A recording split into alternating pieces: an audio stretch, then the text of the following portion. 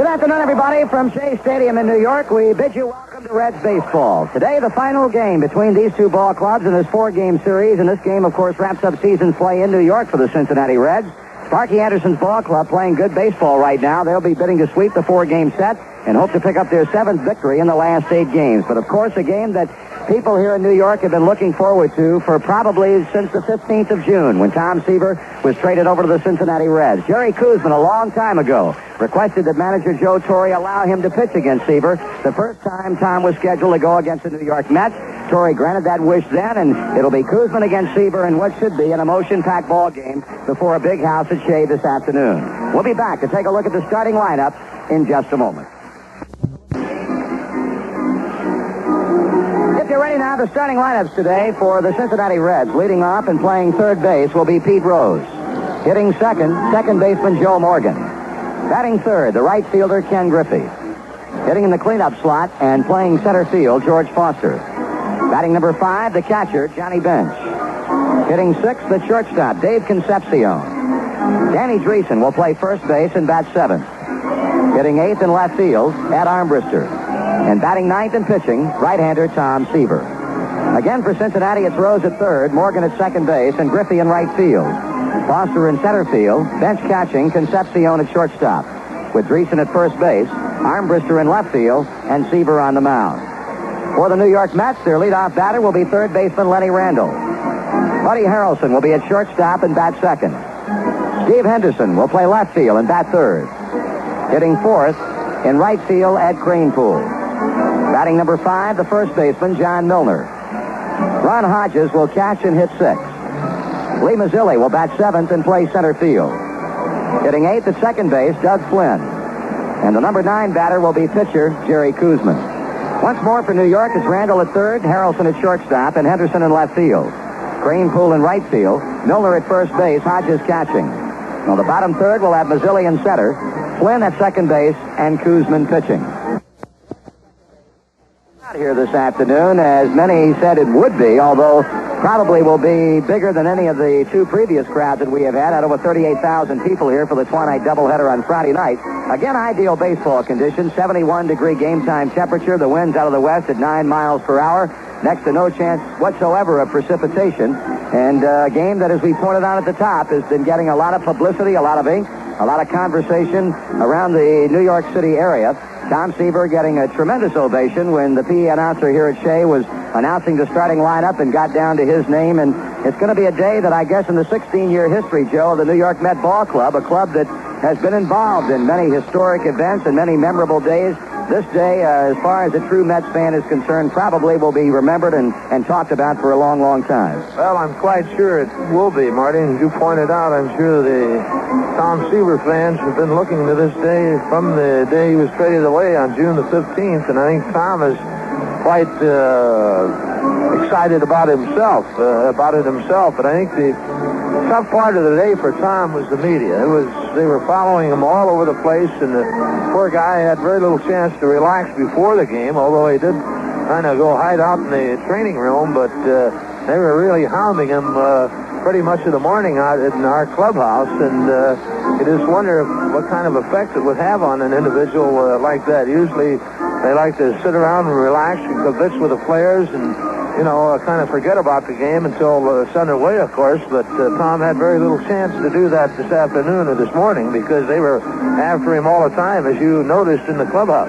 Well, making a comparison between today and I guess the first time he pitched for our ball club up in Montreal, it was literally 2 or 3 days of basically the same type of thing.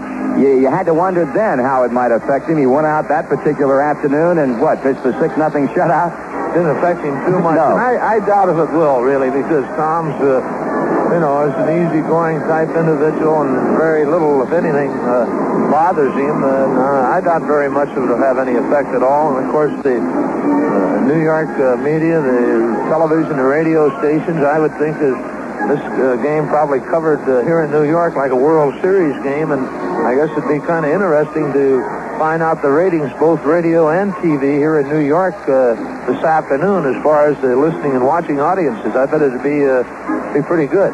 Joe, you know, we've talked about positive and negative momentum before. A club gets going good and things continually build of a positive nature as opposed to a club that might be in a slump and everything seems to compound itself. The little mistakes turn into big ones. Right now, our ball club has won 6 out of its last 7, and the pitching has simply been outstanding. Well, you know, we keep repeating ourselves, I guess, Marty, talking about the young pitchers, and I think this has been the big answer to it. Doug Capella and, of course, Paul Mosco and Mario Soto. I wonder, someone said he might miss his turn tomorrow. I don't, he's having a little elbow problems. We talked to him prior to batting practice today, but I think really that's the big answer. And Tom, it gives the whole staff a little more incentive, although they shouldn't need it, but yet sometimes it does need a bolstering as far as the confidence goes. And certainly I think these youngsters plus Tom have been a big help to the rest of our pitchers. Jack Billingham pitched extremely well his last time out, and so a lot of pluses for the ball club at this point. And again, as we have talked, not only for the rest of this year, but it's going to be a tremendous benefit to us starting off next year for these youngsters to get this type of experience. A lot of people said, well, we've brought them up too soon. Maybe so, but when you really analyze them and watch and the way they've progressed and how they're pitching, I think you have to say that they have proven themselves to be major league pitchers without a doubt, because they're each time out making better pitches in certain situations. They're brushing people back, if you will. They're just showing tremendous progress, and it's really rewarding to see it, and I'm quite sure that's going to be rewarding to our fans and to the Cincinnati Reds. Well, the New York Mets slowly making their way out onto the field. They would love to be able to salvage this one game of the series, while the Reds would like to keep things going because it has been a fine week of baseball for our ball club. It would be great to sweep this series and head on back for a big homestand beginning tomorrow night. Right now from Shea Stadium, the playing of our national anthem.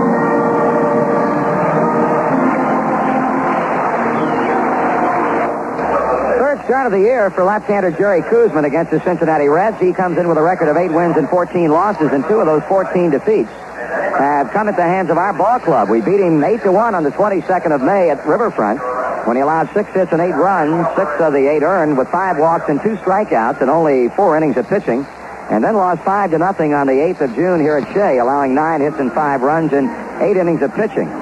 He's been a loser in his last 4 starts, with the Mets having scored only 6 runs in those 4 games, and I guess in that respect, Freddie Norman would have a lot of empathy and sympathy for Jerry Koosman, and remembering how tough it was to get runs in those 7 consecutive defeats that he had prior to having gone out and won his last 2 games. But always a guy that comes to pitch, been one of the fine left-handers around the National League for these many years, and you have to believe that while he doesn't outwardly show it as much as other players would, he's not the emotional type in terms of showing it.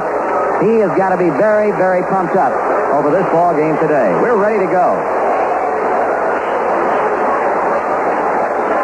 Pete standing in to bat as a right-handed batter against Koosman. Rose hitting .298 with 9 home runs and 50 RBIs.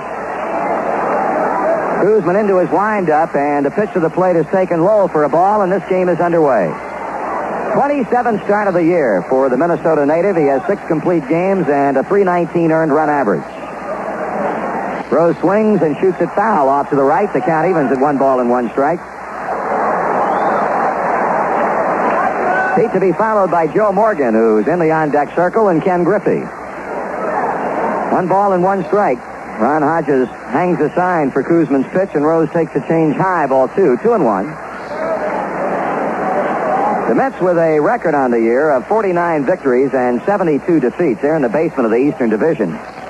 Here's a liner down the right field side, and that ball is going to be in for a base hit. It kicks by the right fielder, Kranepool. Here comes Pete onto second base, and he's opened the game with a wrong field double to right. 31st two-base hit of the year for Pete Rose, as he doubles to right field off of a 2-1 pitch from Jerry Koosman, and that'll bring up Joe Morgan. The Reds are 64 and 59 coming in today. Have won 6 out of the last 7 games and have picked up 2 games in as many days against that slumping Dodger club, who have found things very difficult at Wrigley Field, and they'll be going against the Cubs today with Rick Rhoden on the mound against 16-game winner Rick Russell. The Rose in scoring position as he doubles to begin the game. Koosman from the stretch throws, and Morgan takes a change high for ball 1. Joe batting an even .300 with 18 home runs and 67 runs batted in. Harrelson really shading the left-handed batter toward the second base bag from his shortstop position. Big gap on the left side of the infield. That's a strike away. John Milner at first with Doug Flynn at second base, Harrelson at shortstop, and Len Randall at third. Their outfield shows Steve Henderson in left, Lee Mazzilli in center, and Ed Kranepool in right. Hodges the catcher, and Koosman on the mound. 1 ball and 1 strike against Morgan. Koosman now comes to the set position, steps back off the pitching rubber, and will start over again. Rose checking on the whereabouts of Harrelson out at second base. Here's a pitch. That swung on and missed. He fooled Joe with a breaking ball. And Koos with a count advantage. 1 ball, 2 strikes. Interesting sidelight to the fact Koosman is starting today. This was to have been Pat Zachary's turn to pitch. Joe Torre passing him by to allow Koosman his wish. The 1-2 on the way to Morgan. Swung on, grounded to the left side of the infield. Harrelson picks it up and throws on to Miller. Rose holds at second as Morgan grounds out short to first. 1 down, the batter will be Ken Griffey. We talked with Pat prior to the doubleheader here Friday night about the fact he would not be starting today, and he was not real happy about the decision by Joe Torre. He wanted to pitch against Cincinnati, and as the rotation falls, he'll be going tomorrow night when Houston comes in here, meaning that he will not get a chance to pitch against the Reds in Riverfront when the Mets come into town for single games on Wednesday and Thursday nights. Griffey with a batting average of .324. He had 3 hits yesterday in the 8-2 victory. Takes a strike on the outside corner. Our plate umpire is Jim Quick, with Billy Williams at first, Dick Stello at second, and Bruce Fremming at third. Rose a double to open the game, and Morgan is grounded out to shortstop.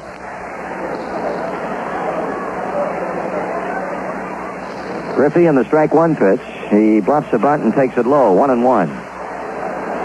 Skinny has not hit left-handed pitching nearly as well this season as he did last year, and had been in a bit of a slump prior to coming into this series in New York, but certainly has shown signs of really coming back in a big, big way. High inside, an off-speed delivery, and Griffey ahead against Koosman at 2 balls and 1 strike. Talked about the crowds over the weekend here. We had over 38,000, 38,694 Friday night, and the crowd of just over 27,000, 27,092 yesterday. Griffey with a bat handle foul off the left field line. That'll drop back into the seats. Now the count even to the Reds right fielder at 2 balls and 2 strikes. George Foster, the on-deck batter.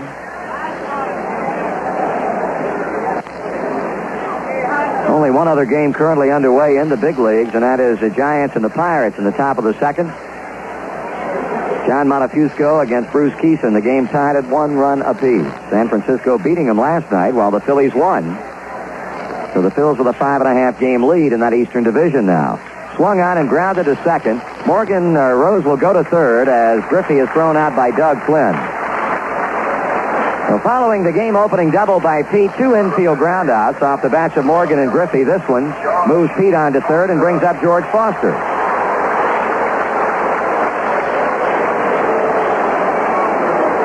George batting .315 with 41 home runs and 117 runs batted in. He had a home run in each game here on Friday night. And yesterday had a couple of hits, a double and a single, and 4 times up to drive in 1. So now we look for a hoped-for base hit here from Foster to get Rose in from third, as Koosman battles to get out of the first inning unscathed after giving up that leadoff double to Pete. Left-hander will work from the windup, and he sends in a head-high fastball. Foster against New York pitching this season, 7 for 31, with 3 home runs and 9 runs batted in. That's low. 2 balls and no strikes.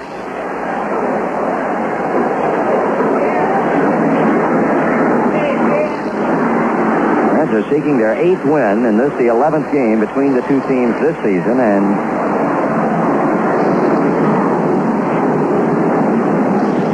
this the 10th game. 8 wins in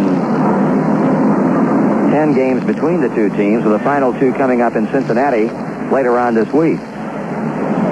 Koosman pitching carefully to Foster as 2-0 pitch is fouled back to the screen. 2 balls and 1 strike. Johnny Bench would be up next if Foster can reach here with 2 down and keep the inning going. Outfield playing him just about straight away. Mazzilli shading him toward the left center field gap. And pulled into the right center field alley as Ed Creanpool, the right fielder. Here's a bouncing ball foul to the Cincinnati dugout. So hitting room for Foster in right center and also over first base. 2-2 the count. Rose standing down at third. We're in the top of the first inning. Hodges now straightens up back of the plate as Foster takes his time getting back in there. Right-handed batter leveling the bat as the left-hander kicks and throws, and this one swung out and lined to left field for a base hit.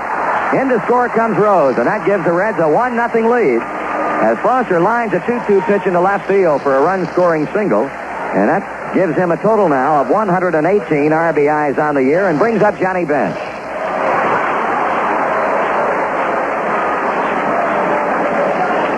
John batting .265 with 27 home runs and 89 runs batted in. He had a sacrifice fly and a double to knock in 2 of Cincinnati's 8 runs yesterday. Koosman checks Foster, delivers high to Bench.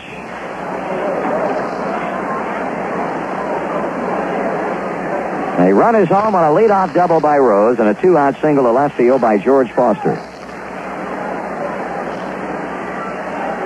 Koosman will work to first, and Foster takes one big step back to the bag, not getting any sort of big lead at all against Koosman. And a throw to first again. I'm talking about the news media and the numbers in attendance here today. We saw the syndicated columnist Red Smith from the New York Times, Dave Anderson from the New York Times, Keith Morris from Sports Illustrated on hand. Pitches high, and Hodges bluffing a throw down to first base. So 2-0 to count on Johnny Bench. I think you could say without fear of argument that this game is being adequately covered by the news media in New York and surrounding areas.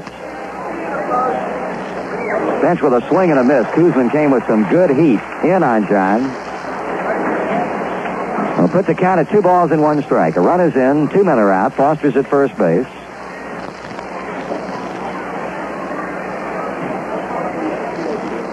Jerry sights a sign from Ron Hodges, and the pitch.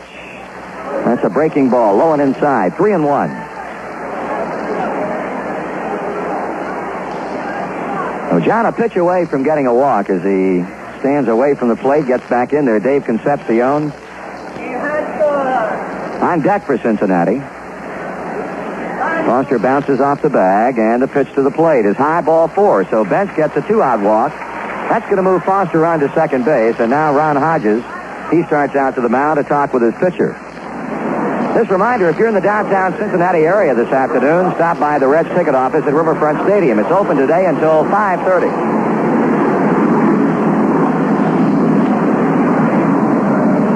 David comes to the plate hitting .268, 7 homers, and 41 RBIs.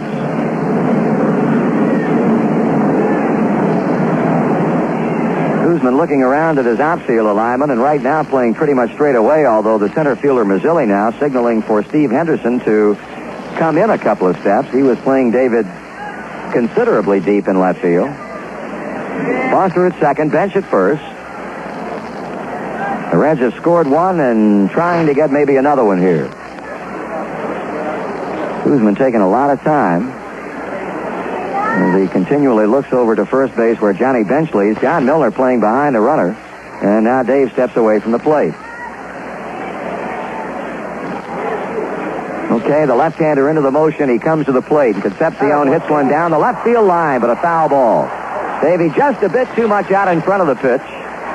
Pulls it foul to left field. And again, Hodges goes out to the mound to talk with Jerry Koosman.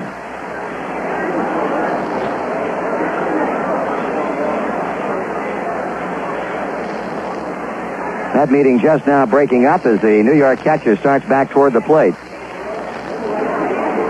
We pointed out so many times the quality pitchers in big league baseball at times can have a bit of a slow start. We've seen Seaver do it in starts with our ball club since coming over in mid-June, but once they get the rhythm, things seem to fall naturally into place. Fastball for strike two call. Now Davey quickly behind at 0-2.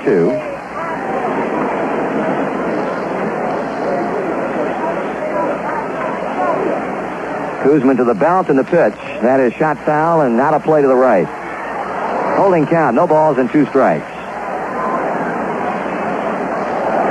Talking about that Eastern Division and the way the Philadelphia Phillies continue to play baseball. Their win last night, coupled with a Pirate loss to the Giants, gives them a 5.5-game lead. The Cubs, despite beating the Dodgers 2 straight days, are still 7 games out of first, with the Cardinals in 4th place 8 back. So things started to open up just a bit in the Eastern Division. Here's a pop-up to shallow right center field. Going back is Flynn, still backpedaling, and he'll make the catch. In the inning for Cincinnati, 1 run on 2 hits. We strand a pair, and after a half inning of baseball in this 4th and final game in New York, the Reds won, and the Mets are coming up. Well, amidst the standing ovation here at Shea Stadium, Tom Seaver goes to a pitching mound that was so kind to him, and a great career here in New York, and amidst the strains of "Hello, Dolly, it's so good to have you back where you belong," they're still standing and still applauding. He gave a brief tip of the cap as he reached the mound, throwing down to Johnny Bench, and we had a chance to talk with Tom earlier today in the visitors' training room, and listen to the crowd again as they start up with the ovation. He said, "I'd be lying if I said this start did not mean a little bit more than the other starts I have made maybe in the majority of my big league starting assignments," but he said it's very similar to a football player with the butterflies in his stomach going out on the field and getting hit and hit good for the first time. He said, once that happens and I throw that first pitch, he said, I feel like I'll settle down and be ready to go to work. And there's a few flying around in his stomach right now. Oh, he freely admitted that, but it's interesting. He said, in every start I've ever made in the big leagues, I've always been nervous. I've always had butterflies, but maybe not as much as today. He's got a 1-0 lead as he goes to the mound in the bottom of the first, and he'll be facing Lenny Randall, Bud Harrelson, and then Steve Henderson. Randall hitting .304 as Seaver rocks to the windup and sends in the fastball, and that's cut on and hit to left field. Armbrister moves toward the foul line, flips the glasses down, and makes the catch. 1 out. That'll bring up Bud Harrelson, and here's a guy who, for 8 years, was Tom Seaver's roommate. We were talking with him earlier today and asked him what he thought the first pitch might be when he stood in against Seaver for the first time. He said, well, I can tell you what it won't be, and that's a changeup. Tom delivers, and he throws a fastball on the outside corner for a called strike. Harrelson batting but .167, has homered 1 time and has 10 RBIs. Rose plays him shallow at third base. Seaver pitches, and Harrelson takes off the plate. 1 ball and 1 strike.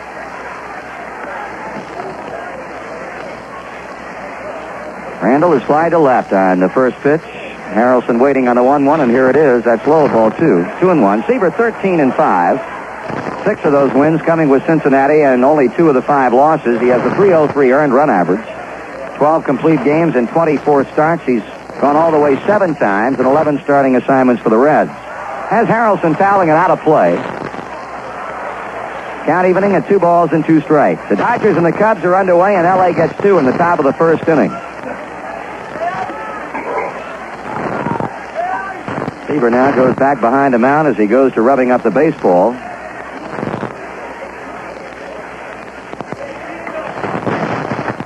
And the 2-2 pitch. That's high and away, ball 3, full count. Hitting room for Bud Harrelson is right center, and also if he was able to pull the ball down the right field side, this one fouled off. And Seaver getting a new baseball from plate umpire Jim Quick and a holding 3-ball, 2-strike count on Harrelson. Reds 1, the Mets nothing as New York bats in the bottom of the first inning. Seaver kicks and he throws, and Harrelson is called out on strikes. He knew it. Pitch got the outside edge, and that'll bring up Steve Henderson.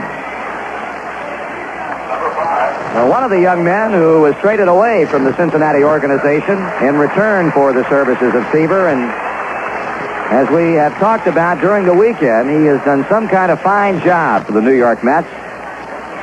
He's gained quite a following in a relatively brief period of time. Hitting .312 with 8 homers and 38 RBIs, has gone but 2 for 9 in the series with a run batted in.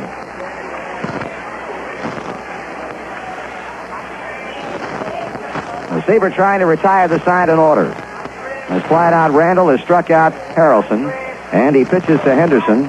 That's over for a called strike. Greason, Morgan, Concepcion, and Rose make up the Cincinnati infield. In the outfield, Armbruster left, Foster center, Griffey right, and bench behind the plate calling the pitches for Tom Seaver. Swing and a foul. The feet of Johnny Bench, strike 2.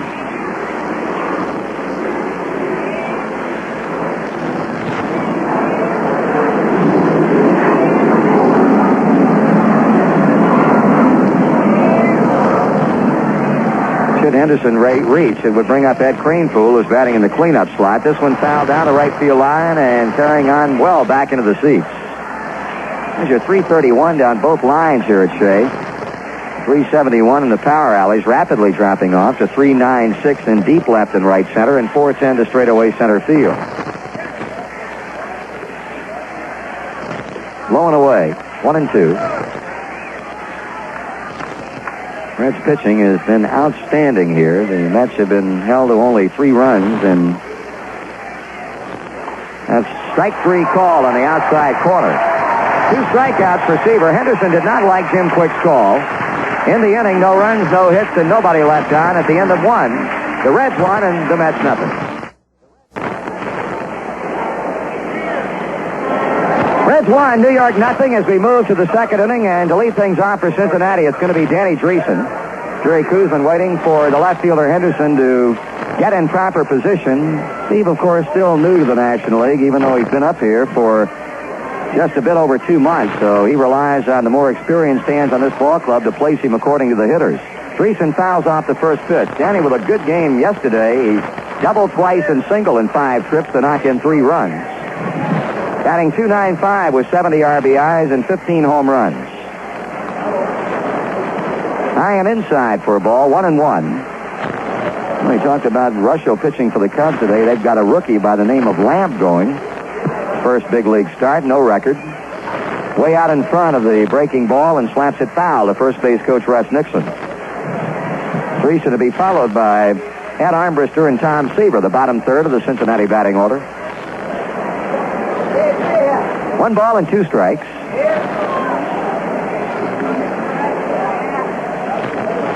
Dreesen fouls this one away. A line smash deep into the stands back a third. He'll be home tomorrow night to meet Dick Williams' Montreal Expos. Jack Billingham goes back into the rotation with Mario Soto slated to miss a turn, and the Expos will be pitching right-hander Wayne Twitchell. Ground ball, base hit, in the hole and on into left field. We'll pause now for station identification on the Cincinnati Reds Baseball Network. WTHI, Cincinnati Reds. All-American Country. WTHI, Terre Haute. Reds have now reached Jerry Koosman for 3 base hits as Dreesen begins his second with a hit to left field. Ed Armbruster standing in with a .258 batting average. And before he takes a look at Kuzman's first pitch, Ron Hodges will once again meet with his pitcher out in front of the mound. It'll be Billingham against Twitchell tomorrow night. And on Tuesday night, we'll be taking a look at the eighth of the Expos pitching staff. Right-hander Steve Rogers. Sparky Anderson still a bit in doubt as to who he will start in that game, either Doug Capilla or Paul Mosco.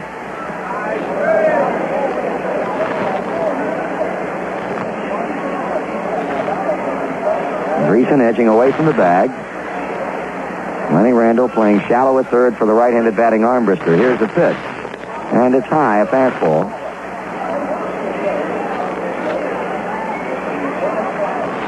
And checking with third base coach George Scherger. Harrelson, Flynn, a double play depth at short and second. Milner holding on the bag against Dreesen. That's right across the heart of the plate.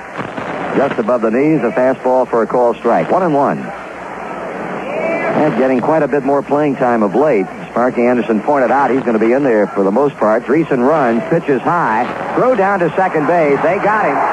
Flynn coming over to take the throw from Ron Hodges to cut down the would-be stealer Danny Dreesen. 2-4 if you're scoring.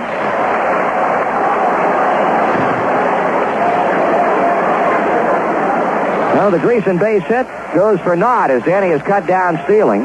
2 balls and a strike on Armbruster. We were saying, Sparky was pointing out earlier, in the last few days, that Armbruster would be playing most of the time from here on out against left-handed pitching, with Foster moving over from his regular left field position to center field, as it is today. Check swing, ball 3.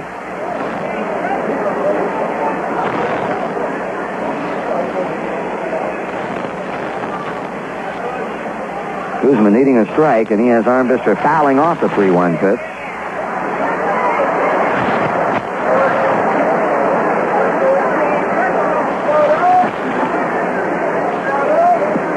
Kuzma, the second left-hander we've seen in this series, and that we faced John Matlack and chalked up a victory over him on Friday night. There's ball 4 low, so Kuzma has issued his second base on balls. And here comes Tom Seaver to the plate.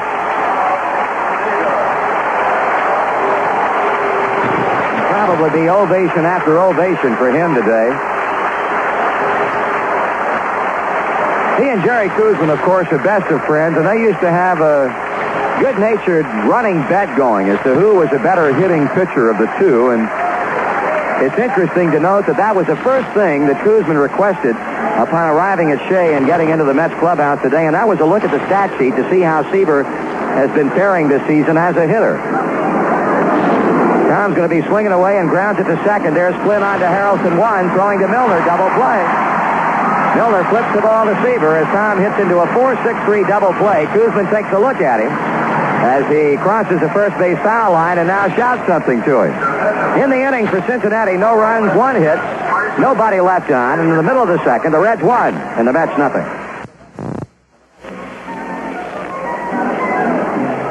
You know, it seems hard to believe that there are only 19 more home dates left for the Reds at Riverfront in '77.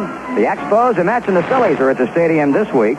Then in September, the Reds will face all 5 of their rivals in the National League West. Purchase your tickets in advance at the Reds ticket agency nearest you. In Lima, Ohio at Sears. In Piqua at Jack's Drugs. In Bloomington, Indiana at Southern Sporting Goods. In Seymour at Montgomery Ward's. And in Lexington at Graves Cox. To lead off the home second for New York, right fielder Ed Kranepool. The left-handed batter Seaver delivers, and Kranepool swings and does not get it. Ed batting .275 with 10 homers and 27 RBIs. Sid Reds pitching well with 9 for 17, but apart from a pinch hit role, this is the first time he started in the series. Seaver has him chasing a breaking ball down and away for strike 2. Impressive start for Tom. He flied Randall to left fielder Armbruster in the first inning, and then had strikeouts of Harrelson and Henderson. And he has struck out swinging Kranepool. 1 down. That'll bring on first baseman John Milner. Joe Torre getting all the left-handed batters that he was able to get into the lineup today. Randall, Harrelson, Kranepool, Milner, Hodges, Mazzilli, a switch hitter. Call strike. Milner accounted for one of the two Mets runs yesterday on Freddie Norman. Hit a low line drive home run in the 8th inning into the New York bullpen in right field. Hits a very high pop-up. In foul territory, back at first base, Dreesen gives way to Morgan, and Joe makes the grab. 2 are out.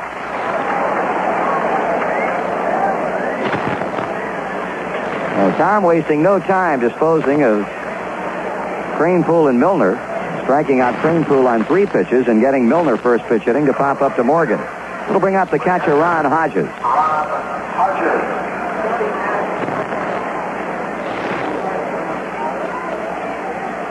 Hodges batting .308. 1 home run, 3 RBIs. Second start for him in the 4-game series.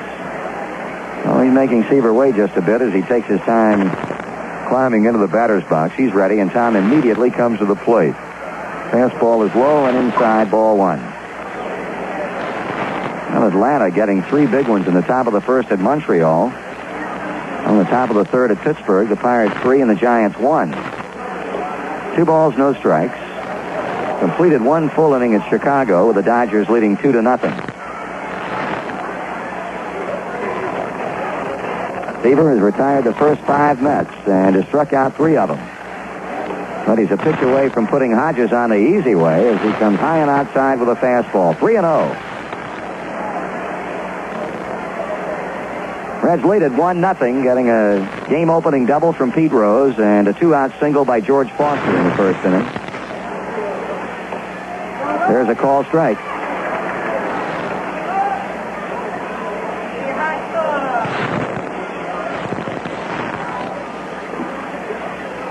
Seaver cites a sign from Johnny Bench.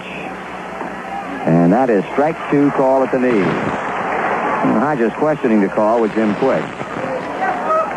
Well, Tom, after falling behind 3-0, has gotten 2 call strikes in. And the payoff pitch is on the way to the plate. He struck him out swinging with a high fastball.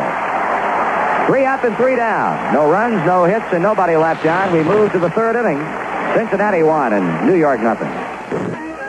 As we go to the 3rd, the Reds will have the top of the order coming up against Jerry Koosman. And here to call the action for you, Joe Nuxall.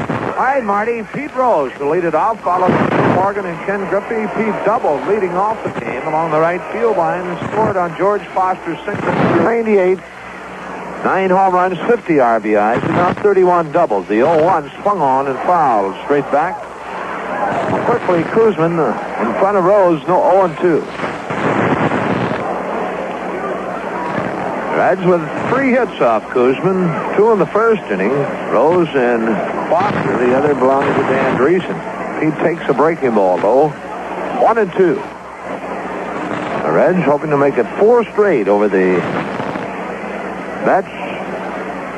Koosman delivers. Rose swings and grounds it to Doug Flynn at second. Over to Milner, and 1 out. Pete had a double hitch on that one, a slow curveball, and 1 away, and Joe Morgan, the batter. Joe grounded to Bud Harrelson at shortstop in the first inning. Going even 300 batting average, 18 home runs and 67 RBIs.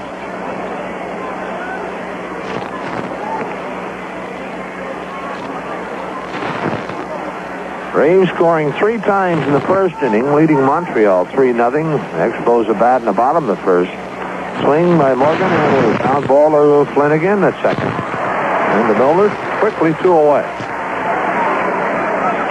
Jeff Burroughs hit his 32nd home run of the year in the first inning with 2 on for the Braves for those 3 runs. Nick Ruthven, the Braves, and Stan Bonson on the mound for Montreal. The 2 away, Ken Griffey steps in. Kenny bounced to Flynn.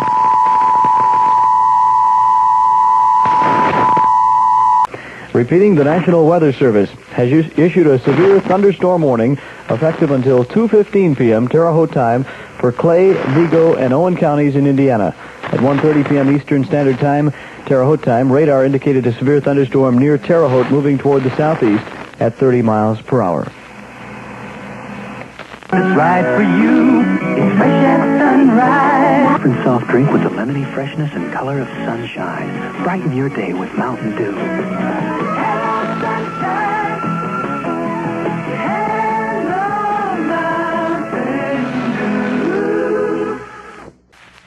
1-2 the count. Outfield, Foster shading just a bit toward left and center field. The 1-2 swung on. That's popped into shallow right. Going out Morgan, coming on Griffey, and Joe waves Kenny away, and he takes it for out number 1. That'll bring Doug Flynn to the plate. Doug hitting .234, 15 RBIs, 5 doubles, and 2 triples. Flynn at second base this afternoon. Played shortstop yesterday.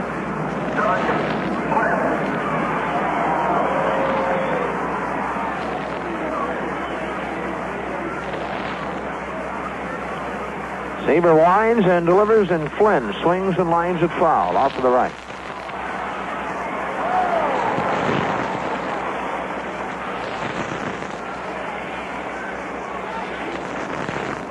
Tom has the sign, and the 0-1 to Flynn. That's strike 2 call. The fastball right through the heart of the plate. Tom quickly on top to Flynn, 0-2. Here's the pitch. Curve swung on, bounced slowly to Concepcion is short. Dave's throw on to Dreesen. 2 away. 2 down. That'll bring pitcher Jerry Koosman to the plate. Jerry hitting .129 with a home run and 7 RBI. Old Coos got his wish. Marty pointed out that the first time that Tom Seaver started against New York, I want to be the opposition. And there he is hitting against his old buddy. Seaver delivers, and Coos takes it low and outside a ball. Tom facing Koosman bounced into an inning-ending double play in the second. The pitch swung on. That's hit deep to right field. And Griffey has plenty of room. He's there and makes the catch. And 9 straight have gone down to Tom Seaver. Nothing across. And after 3, the Reds won. Now that's nothing. For the Reds in the 4th inning, the middle of the order, Foster, Bench, and Concepcion. Well, something new added here at Shea Stadium. In the top of the 4th inning, a little dancing on top of the dugouts. Not too artistic, I would say, but dancing nevertheless. All right, George Foster leads it off. George has driven in the 1 run. A single to left field to score Rose in the 1st inning. For George, his 118th RBI of the year. Foster with 41 home runs and a .315 batting average. Reds with 3 hits off Koosman. Rose and Foster in the 1st inning, and Danny Dreesen in the 2nd. Koosman has walked 1. He walked Ed Armbruster in the 2nd inning. Pitch to Foster, and George takes a breaking ball inside. The Reds and the Mets meeting for the 10th time this year. The Reds have won 7, New York 2. Koosman back to the plate, and Foster swings and misses a fastball. 1-1.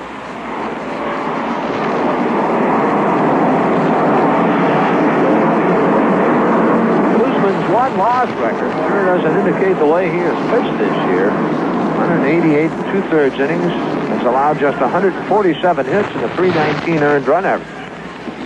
The 1-1. George takes an off-speed pitch just a bit high, and count goes 2-1 to Foster.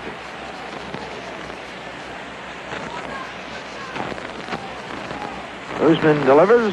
George swings and fouls. Count evens 2-2.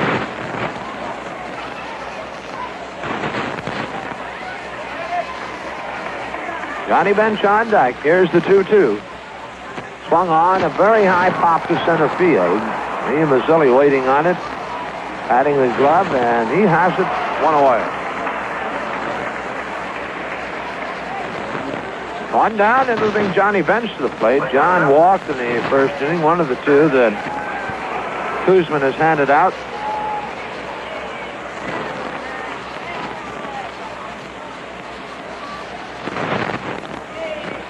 Gary delivers.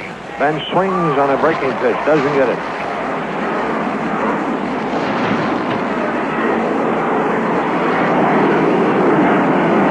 Bench away from the plate. Now back in.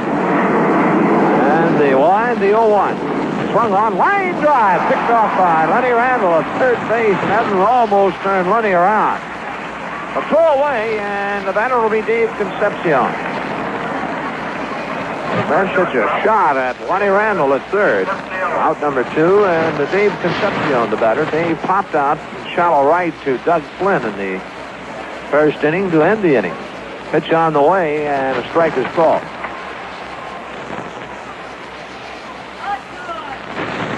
Bozeman, a quick worker, as is Tom Seaver, the 0-1. This is low and outside, off-speed pitch, 1-1.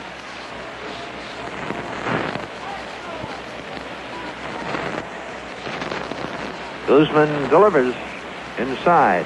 2 balls a strike.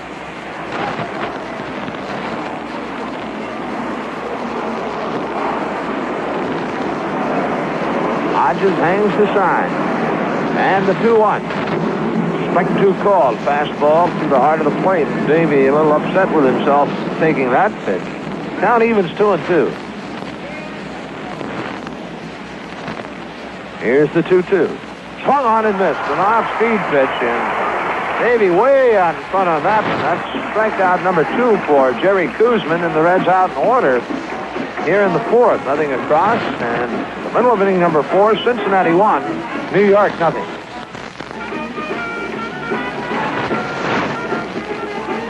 Tom Seaver in the 4th inning will be facing the top of the order of the Mets, Randall, Harrelson, and Henderson. Tom went through the 9 New York Mets in order. First 3 innings, getting 4 of them on strikeouts.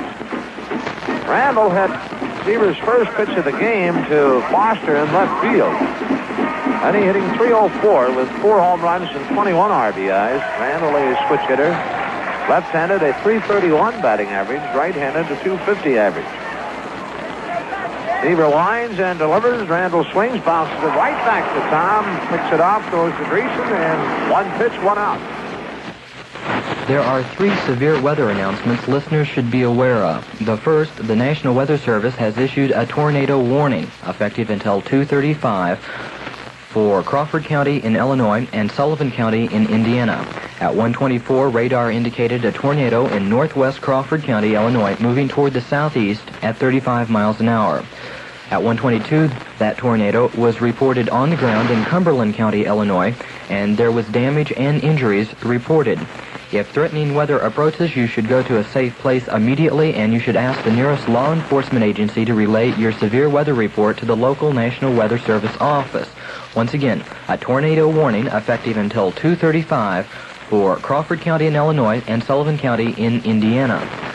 A severe thunderstorm warning has been issued effective until 2:15 for Clay, Vigo, and Owen counties in Indiana. At 1:30, radar indicated a severe thunderstorm near Terre Haute moving toward the southeast at 30 miles per hour.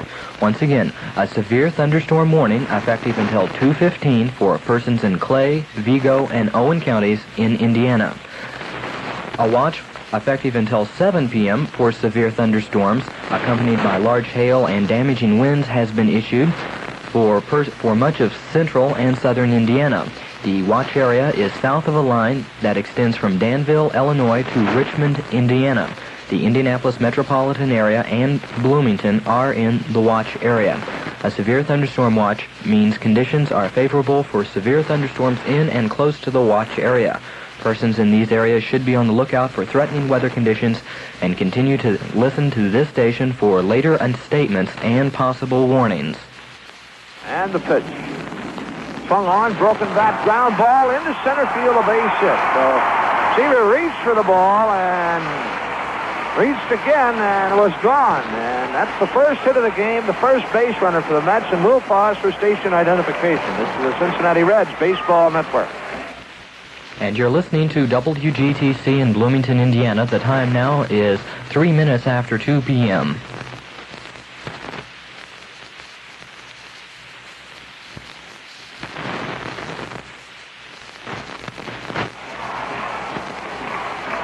Ed Cranepool at the plate as Seaver throws over to first base.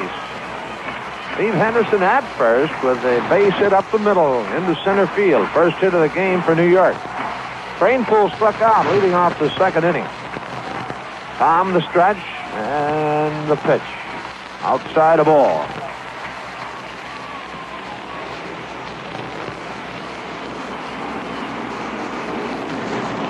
That's leading 1-0. Kranepool swings and fouls the next pitch, and it's 1-1.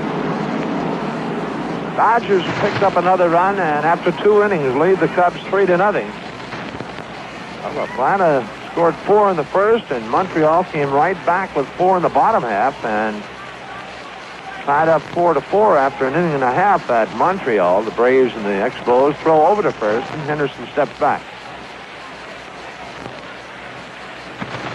Seaver sets, again throws to first, and Henderson goes back hands first this time. Danny Dreesen falling over Steve. Henderson has stolen 2 bases. He's been caught 1.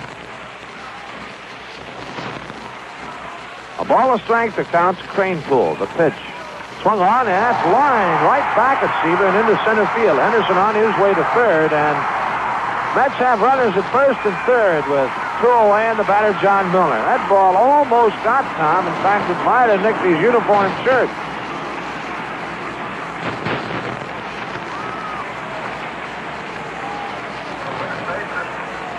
Oh, a 2 away. The Mets putting up a threat here at Shea Stadium. Runners at first and third. The Mets now with 2 hits in the game, and John Milner, the batter. Milner popped out to Morgan along the right field line in foul territory in the second inning.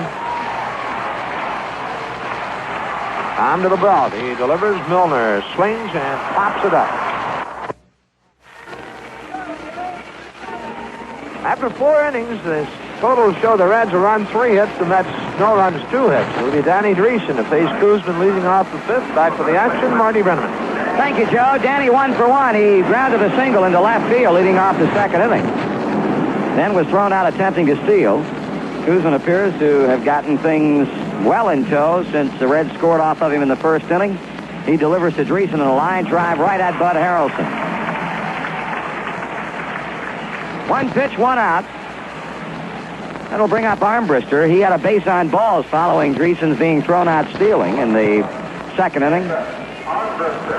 Reds baseball comes your way all season long on WIUC in Winchester, Indiana, on WBKR in Owensboro, Kentucky, and WSIX in Nashville, Tennessee. Koosman and Harrelson briefly talk it over before Armbruster steps in.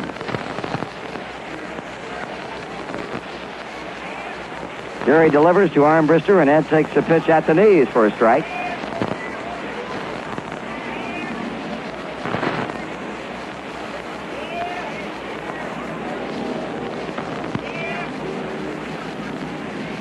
Swung on and popped out of play. That'll be off to the right, off the first base foul line. Strike 2. No balls and 2 strikes.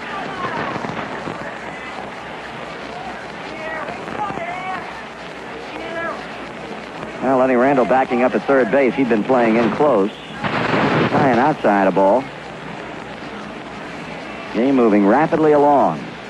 Less than an hour old, and already we're in the top of the 5th inning. That's an off-speed pitch that's up. 2-2. Seaver kneeling in the on-deck circle. As Koosman comes with a break-even pitch. Armbruster strikes out swinging on a high fastball. That's a 3rd strikeout for Koosman.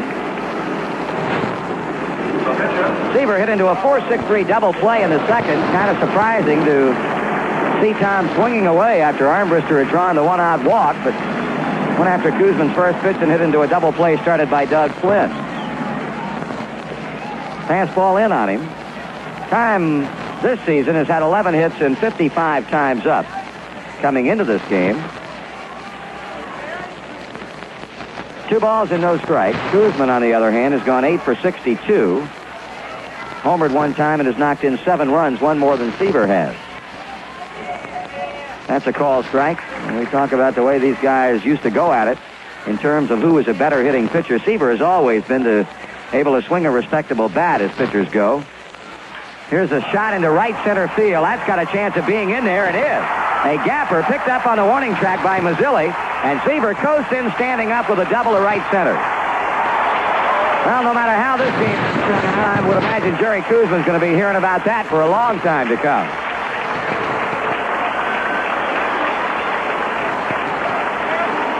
Talking about Seaver's always having the ability to swing a respectable bat.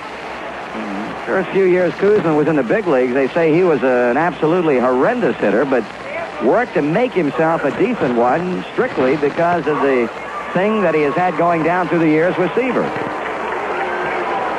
So a 2-out double by Tom brings up Pete Rose. Rose doubled and scored in the first inning, and then Koosman got him to ground out to Flynn in the third. That's the fourth Cincinnati hit.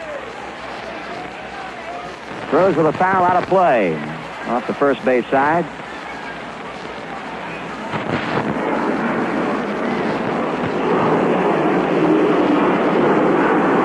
Two down, 1-0 Cincinnati. The pitch, Rose swings and fouls this one off to the right. Strike two. We talked about it earlier in the season. Despite the problems Pete has been having at the plate over the last couple of weeks or so, he has not gotten down on himself. He feels like he's swinging the bat well and just has been hitting into some tough luck at times. He chases one and bounces it up the middle into center field. Now let's see if Seaver can get to the plate. Here comes Mazzilli with a throw and not nearly in time. Ball cut off by Flynn, and Rose is hung up between first and second. Doug throws to Milner. Milner in a foot race. He tags him out. But a run-scoring single, nevertheless, by Pete Rose. Rose is out 8-4 to 3. And in the inning, the Reds get 1 run on 2 hits. Through 4.5, Cincinnati 2 and New York nothing. 2 fun-filled Cincinnati Reds special dates are on the Reds schedule next week, so mark your calendar and be on hand. The annual game between Reds.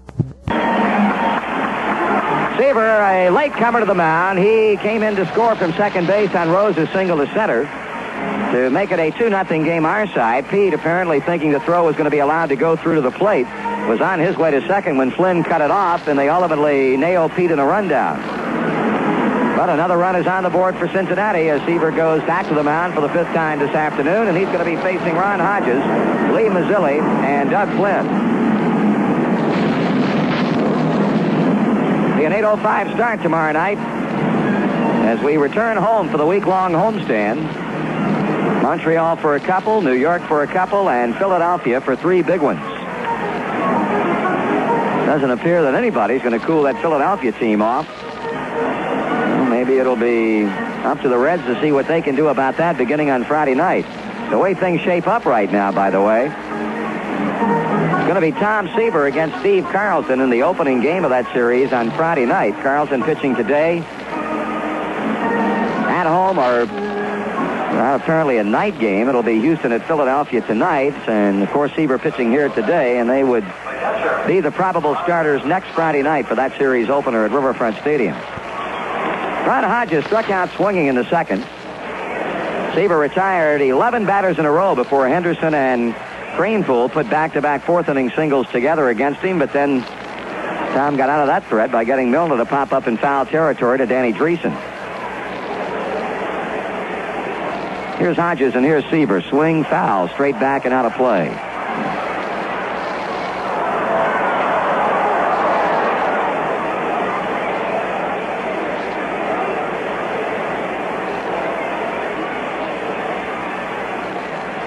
Tom, his wife Nancy, and their 2 daughters came up here ahead of the club. They came in on Thursday.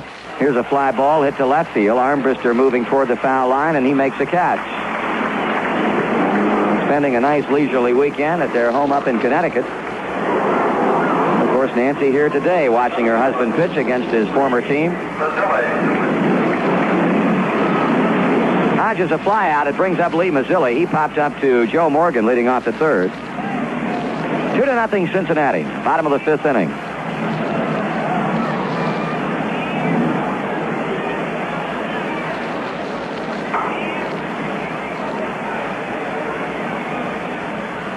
Seaver takes the first, or Mazzilli takes the first pitch from Seaver high.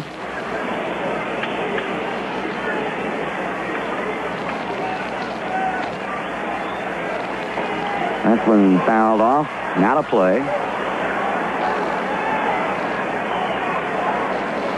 Seaver with a 5-game winning streak going, trying to make it 6 in a row today. He hopes to pick up his 14th win. Strike on the outside corner. He has put a sold-out sign on that outside edge against left-handed batters up to this point.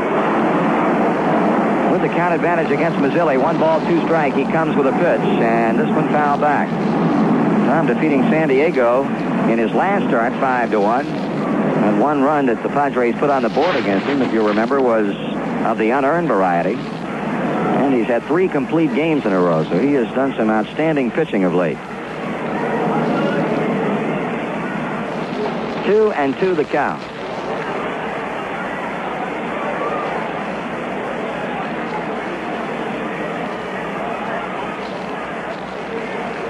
That one foul. So Mazzilli hanging tough as the count stays at 2 balls and 2 strikes. Rookie center fielder for the Mets, hitting at .233. Shown the Met brass a lot of good things so far in his first season in the big leagues.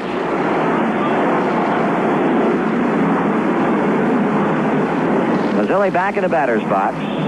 Seaver gets together with Johnny Bench. And again, the break-even pitch. He struck him out swinging. That's number 6 for Seaver. Doug Flynn 0 for 1, a ground out to Concepcion, his first trip in there. Doug asked us to pass along his hellos to his folks down in Lexington, Kentucky this afternoon.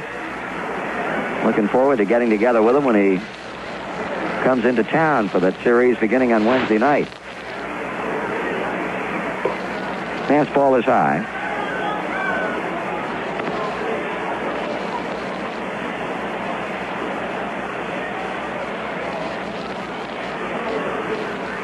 Low, 2 balls, no strikes.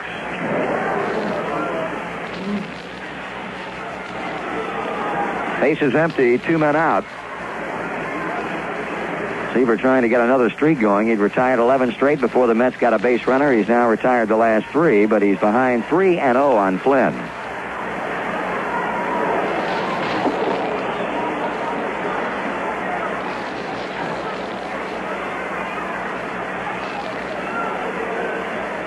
Here's ball 4 inside.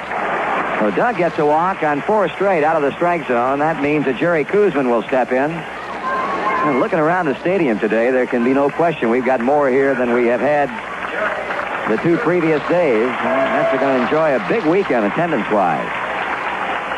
Koosman hit a ball well in the 3rd inning. For a moment, it looked like it might be able to get in for a base hit, but Griffey made the play on it in right center field. Well, Flynn taking his lead with 2 men out. Pitcher against pitcher, and Koosman looks at a strike.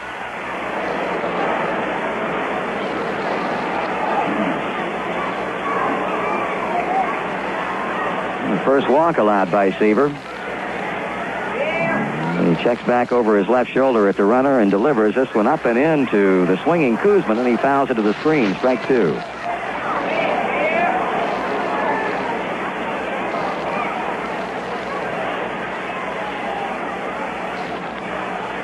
Tom pacing around behind the mound, now coming back on top. Koosman in a 2-strike hole. And he struck him out swinging with a breaking ball down and away.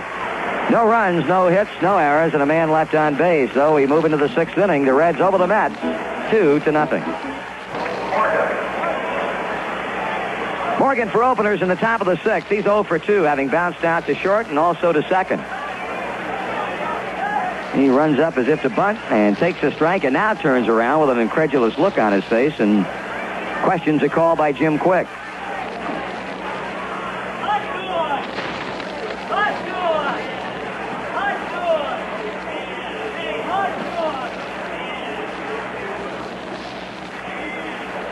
Check swing on a fastball. 1 ball and 1 strike.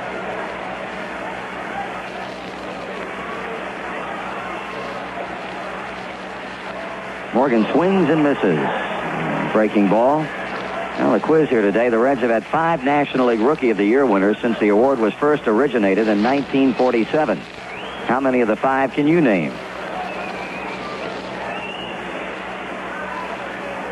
Morgan behind as Koosman works, and Joe strikes out swinging on a high fastball. And Koosman beginning to ring him up. That's his 4th. He'll be facing Ken Griffey, who has bounced out and struck out. We're talking to Bruce Fremming. In the hotel last night, he had a green pullover shirt on with a white collar that said U.S. English Rugby Team. I said, where in the world did you get that shirt from? He said, well, They were in St. Louis about 5 days ago, working a series there. Griffey takes a strike, and he asked Dick Stello. Stello was going to the department store there in St. Louis, asking if he'd buy him a green shirt. And Stello said, sure. So Spanky gave him the money, came back, unpacked it, put it on yesterday, and it was U.S. English rugby team shirt. Stello said, where in the heck did you get that shirt from? He said, you bought it for me. Griffey is behind at 2 strikes as he swings and misses on Koosman's next offering.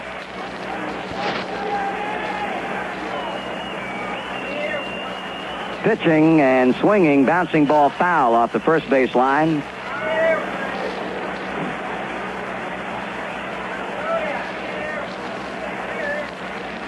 Two strikes, a count on Griffey.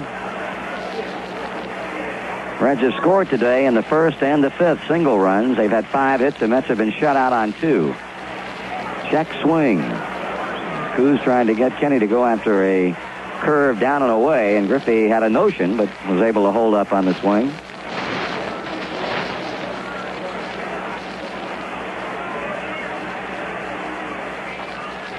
Strike 3, swinging.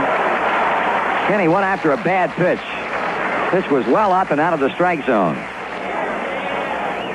Well, back-to-back strikeouts for the left-hander Koosman, bringing Foster to the plate. He singled a run across in the first inning, and then flied out to Mazzilli in center in the fourth.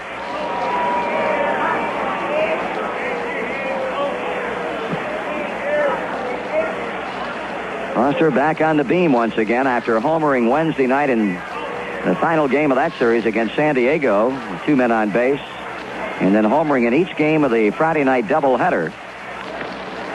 Now with 41 home runs on the season. Far and away the major league leader in both home runs and runs batted in. He swings and flies one into right field. Kranepool digging toward the line and makes the running catch. 3 up and 3 down. The Mets return to the dugout. The Reds head out into the field, and as we go to the bottom of the 6th inning, Cincinnati 2 and New York nothing. Tom Seaver facing the top of the New York Mets batting order here in the home half of the 6th inning. Base hits in the game totaling 2 off Seaver, and both of them coming in the 4th inning. One from Steve Henderson, one from Ed Kranepool after the first 2 men had been retired. Seaver walking Doug Flynn with 2 out in the 5th, and then with a strikeout of Jerry Koosman. So he's allowed 3 base runners with 7 strikeouts and that only 1 walk. Randall has flied to left field and hit a hard 1-hopper back to the box in the 4th.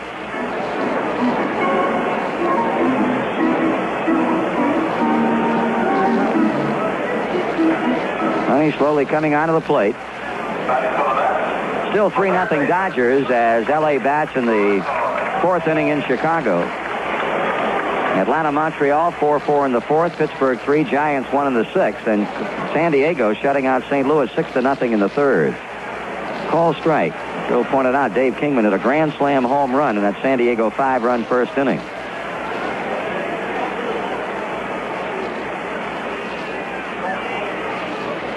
One ball, 1 strike. In the American League, Milwaukee 1-0 over Chicago in the 4th. Minnesota 4-2 over Baltimore in the 4th inning. And Kansas City beating Boston last night and leading them 1-0 in the bottom of the 3rd at Royal Stadium.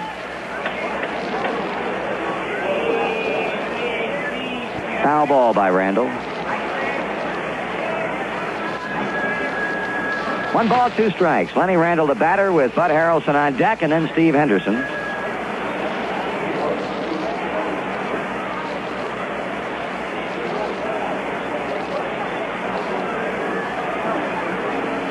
Randall waiting, and Seaver delivers. He struck him out swinging.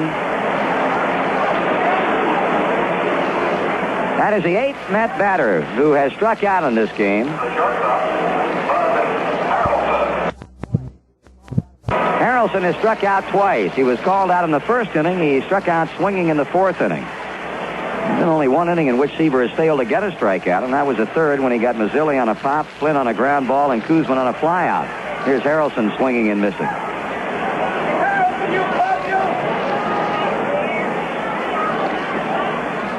Nelson choking up on the bat a couple of inches. Shoots it foul. Back of the Cincinnati dugout, 3rd base side. Strike 2. 5 men who have won National League Rookie of the Year honors as a member of the Reds. Frank Robinson in 56, Pete Rose in 63, Tommy Helms in 66, Johnny Bench in 68, and, of course, most recently, Pat Zachary last year, who was the co-holder, along with the then San Diego reliever Butch Metzger. Metzger now, of course, with the Cardinals. 1 ball, 2 strikes.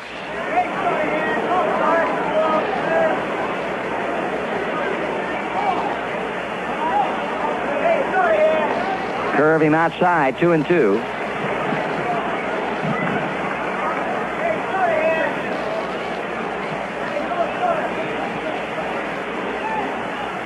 Harrelson lines a soft liner back up the middle into center field. A base hit. He got a pitch up and took advantage of it. The third New York hit. We'll pause for station identification on the Cincinnati Reds Baseball Network. WTHI,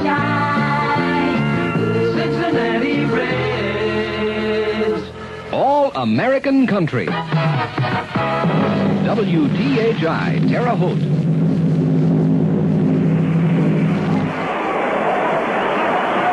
With 1 man out, Harrelson singles to center, bringing up Henderson, a strike to him. Steve, after striking out his first time in there, finally reached Seaver for the first Mets hit.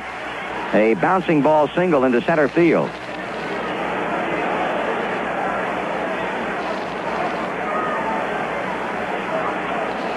Cincinnati infield, a double play depth, as Henderson, with a count of 1 strike, steps back in. Swing and a foul, strike 2.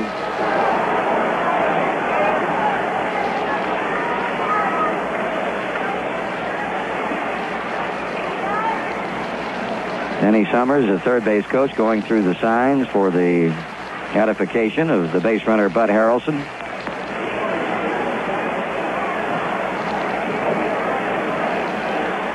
Seaver with a slow come down of the belt. Pitch swung on, ground ball single, right field. Here comes Harrelson rounding second. He's going to come on to third. A real jam job that time, but Henderson fought it off and sliced a slow ground ball in the hole and out into right field. So New York with 1 out, posing a 6th inning threat. Harrelson third, Henderson first, and Ed Kranepool, the New York hitter.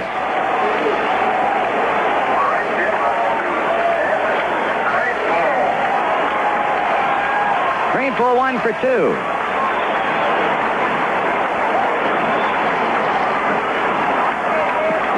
New York now with 4 hits. Well, let's see what Seaver can do here against Kranepool, a good hitter.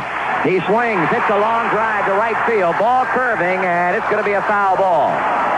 Hitting off the facing of the lower deck in right, about 20, 25 feet, foul and away from the pole.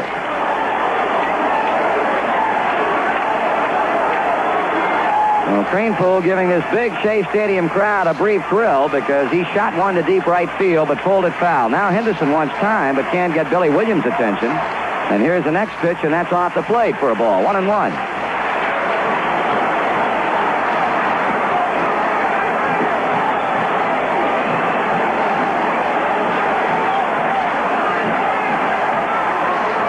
New York trailing 2-0 in the 6th inning with the threat against Tom Seaver and the Reds. Now Tom steps back off the pitching rubber. Henderson has his lead at first base. Tom again into his motion. Pausing, pitching, Kranepool swings and fouls. Out of play. 1 ball and 2 strikes.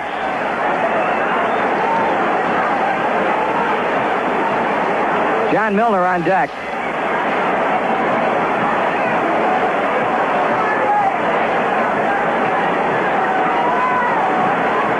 Seaver taking his time.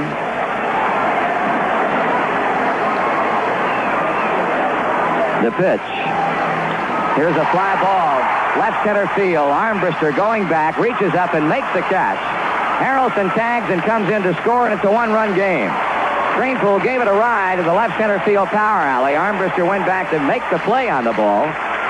That'll be a sacrifice fly and a run batted in for Kranepool, his 28th RBI. The Mets are on the board and trail 2-1. Henderson holding at first. And first baseman John Milner steps in.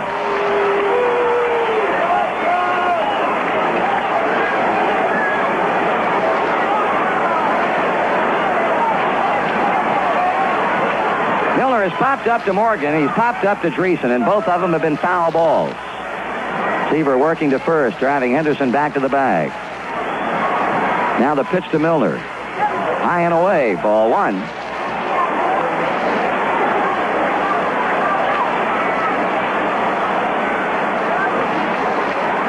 Morgan really pulled into the hole at second base, midway between the two bags and playing Milner very deep. Concepcion pulled around toward the second base bag and deep. He's no more than maybe 3 steps from playing the left-handed batter dead up the middle.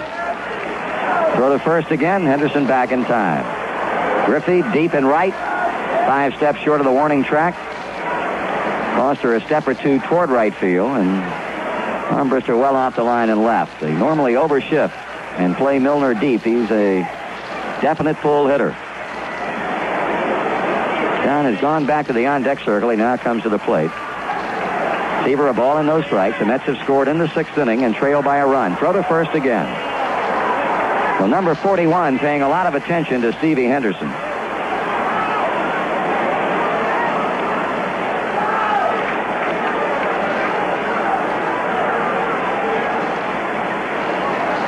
Ron Hodges watching the action from the on-deck circle. Seaver a throw to first. Repeatedly throwing that way. Trying to keep Henderson as close to the bag as he possibly can. Steve can run and run well. We saw him go from first to third in the 4th inning on Kranepool's base hit. And he can flat fly.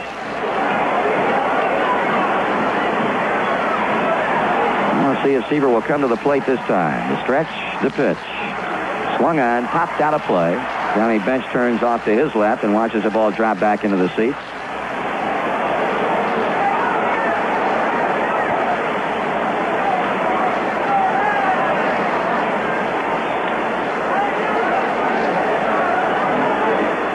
Milner, a .264 hitter with 10 homers. He had number 10 yesterday and has driven in 48 runs. Throw to first once again. On to the plate. Here's a high fly ball. Hit along the left field line. This could be a problem. Armbruster, no, he made the catch in foul ground as he crossed the line and was joined out there by Rose and Concepcion. So for the Mets, a scoring 6th inning. They get 1 on 2 hits with a man left on. And as we go to the 7th inning, Cincinnati 2 and New York 1. Well, now it's a 1-run game as we go to the 7th inning. Reds 2, New York 1. Johnny Bench will stand in for openers against Jerry Koosman. And back with the action, here's Joe. All right, Marty. Johnny Bench, Dave Concepcion, Danny Dreesen here in the 7th. Bench 0 for 1. He walked in the 1st inning and lined hard to Randall in the 4th. Koosman delivers a strike on the outside corner. Well, from St. Louis, we get notice that Lou Brock has stole his 888th base of his career, swinging a bouncer to Randall at third. Then he throw on to John Milner, 1 out. Now, Brock needs just 5 more to break the record held by Ty Cobb. The shortstop, Dave. 1 out, and Dave Concepcion, the batter. Dave 0 for 2 has popped to Clint at second and has struck out. Koosman has struck out 5, has allowed 5 hits. Reds leading 2-1. Concepcion takes a fastball, a called strike.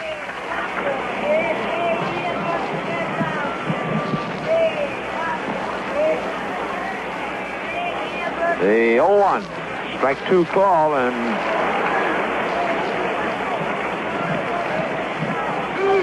Koosman on top now to Concepcion 0-2, and Dave really disgusted with himself taking that particular pitch. Last time up the same thing. All right, the 0-2. Check swing on a slider. It's line foul. Into the seats behind the Met dugout. Koosman winds the pitch.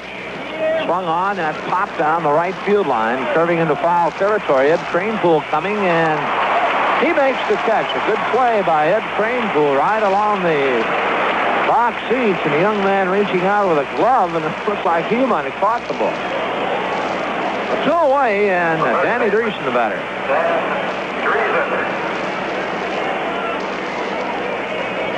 Dreesen 1 for 2. He singled in the 2nd inning to left field and then lined hard to Harrelson in the 5th. Kuzman delivers. Drees takes it. Up high ball.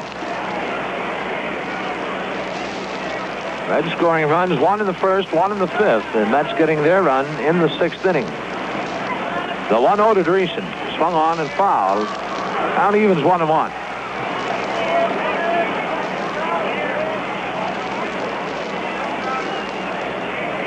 Hodges hangs the sign. And the 1-1. A strike 2 call. He sidearms him with a fastball. 1-2.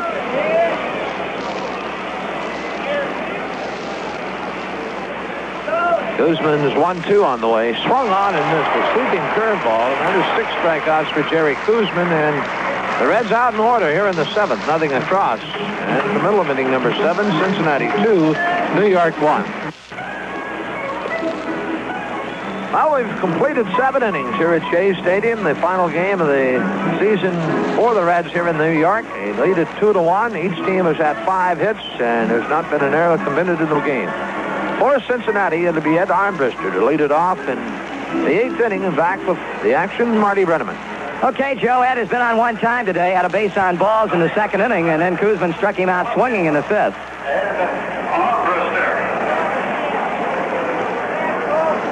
This has been quite some ball game, and it certainly has lived up to expectations. Armbruster checking his swing on a fastball, a call strike.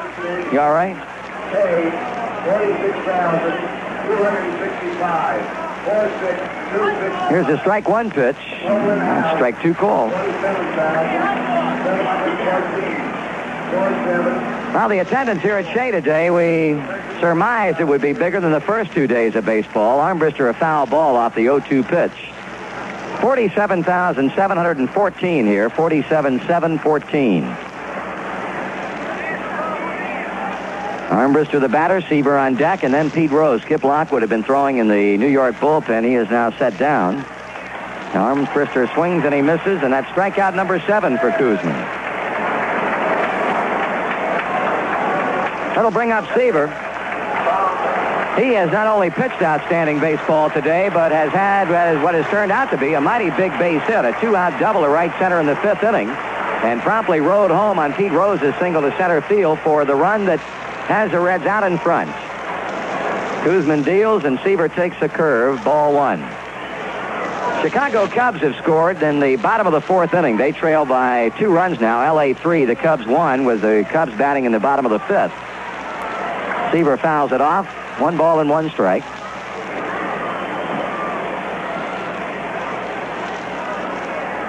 Kuzman has surrendered but 5 base hits. There's a call strike, the last 2 being the double by Seaver and the single by Rose in the 5th inning. He's retired since Pete's single, 7 consecutive hitters. Misses high, 2 balls, 2 strikes.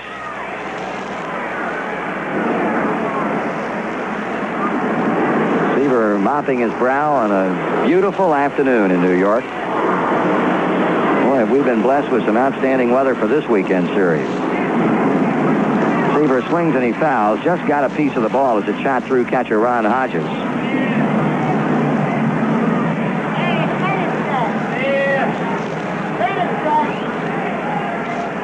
Tom leveling the bat, now waiting. Kuzman with a pitch. Seaver with a hard smash to shortstop. Harrelson bobbles, recovers, throws in the dirt, and it gets off the glove of John Milner.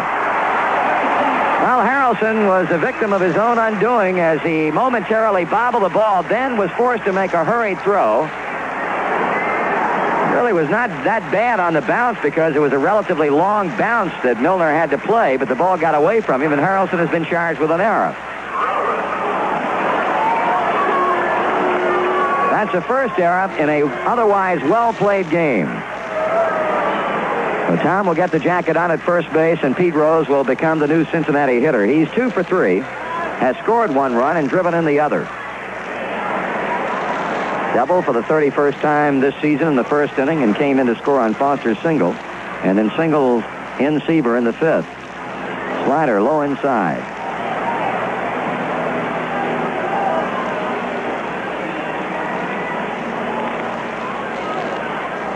Seaver steps back off, or Kuzman steps off the pitching rubber as he looks to Seaver at first base.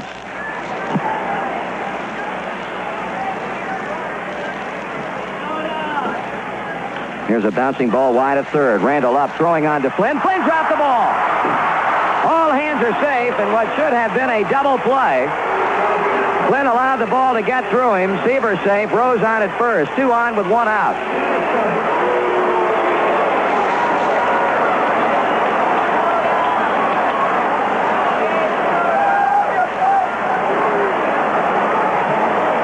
The defense, or lack of it, to be more precise, starting to come into play just a little bit.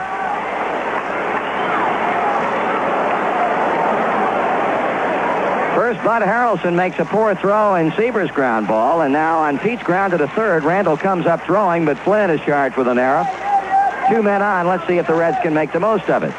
Joe Morgan hitless today. Takes the first pitch that's in at the letters for a called strike. Morgan has bounced out twice, and in the 6th inning, he was struck out swinging. The Reds 2, the New York Mets 1. We're in the top of the 8th inning.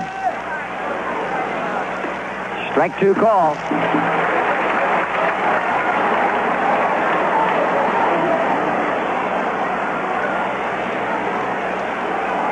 Koosman forced to pitch out of a jam that, by all rights, he should not be involved in. The long look, and now the pitch, and Morgan swings and grounds one into right field, a base hit. Here comes Seaver, rounding third. Here comes Kranepool, throwing toward the plate. The throw, not in time. Seaver slides in. Rose goes to third, and Morgan advances to second base on the throw home. The Reds, for the second time, enjoy a 2-run lead as Morgan hit a 2-strike pitch by John Milner for a run-scoring single to right. Rose goes on to third. Morgan advances to second as Joe picks up his 68th run batted in. And the batter will be Ken Griffey.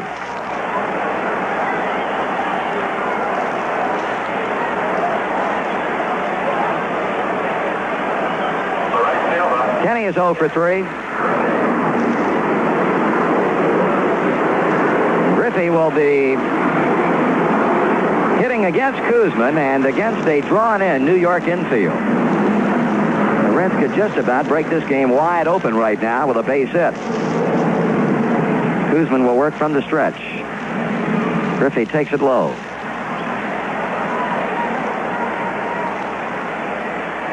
No action in the New York bullpen. With a run home and 2 runners in scoring position with only 1 man out.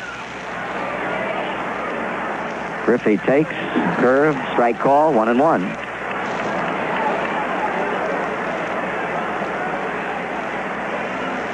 Well, short of a base hit, the Reds would be perfectly content to get a fly ball deep enough to get Rose in from third base.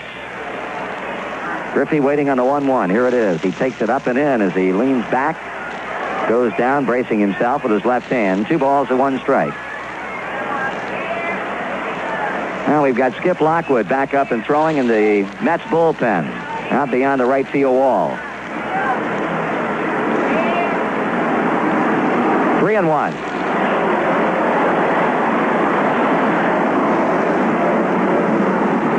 Big base hit for Joe Morgan, and I think if you could ask Jerry Koosman right now, he would say that was most definitely a mistake pitch. Had the hitter in a hole, and Morgan ended up driving in a run with a base hit to right. Now Griffey steps away from the plate as Koosman goes into his stretch.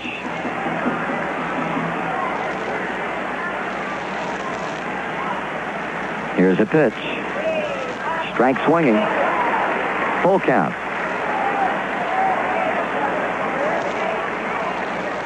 Well, even if Koosman should be so successful as to retire Griffey, he will not be out of the fire yet because he's got Mr. Foster to contend with standing in the on-deck circle.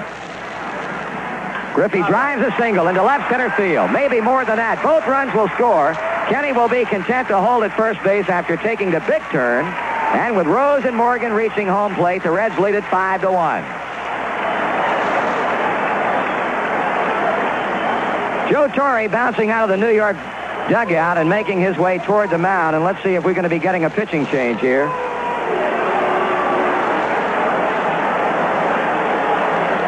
Quite frankly, Koosman has deserved a better fate here in the 8th inning. As the Mets have committed a couple of errors, and the Reds have taken advantage of them, scoring 3 times to lead by 4. The call has gone down for the right-hander Skip Lockwood.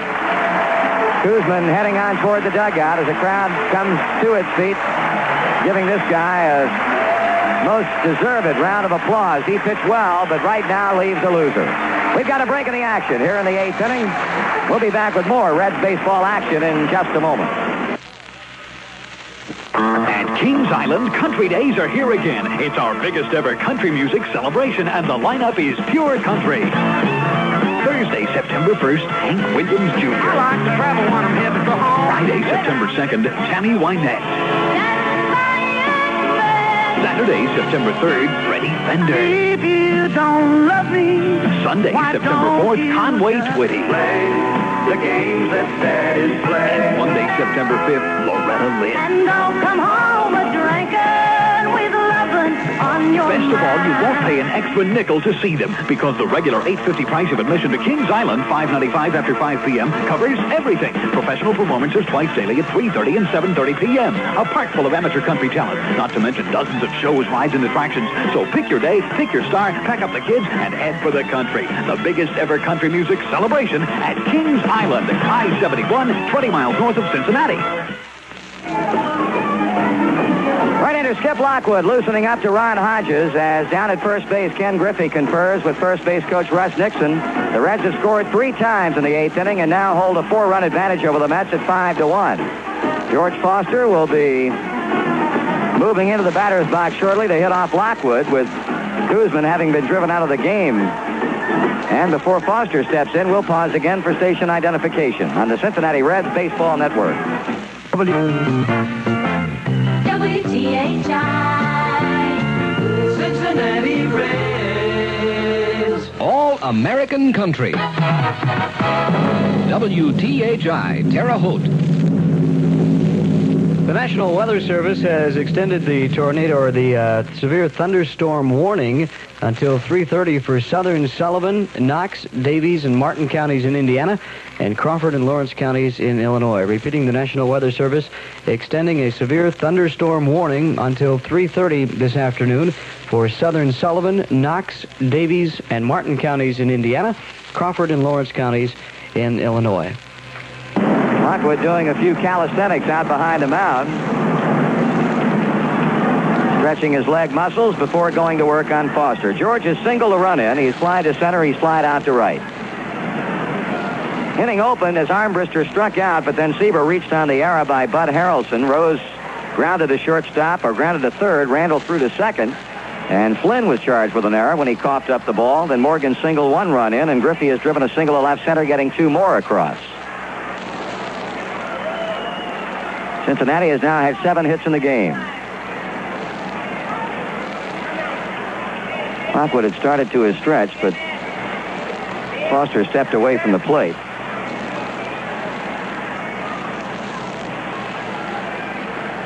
Pitch, swung on, long drive, hit to deep left field, but it's hooking foul, and it's going to be a foul ball.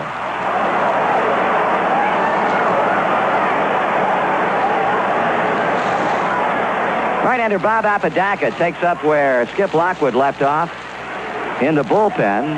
Like Lockwood, Apodaca a right-hander. Lockwood, no doubt, will be pitching in this 8th inning only to retire 2 more hitters,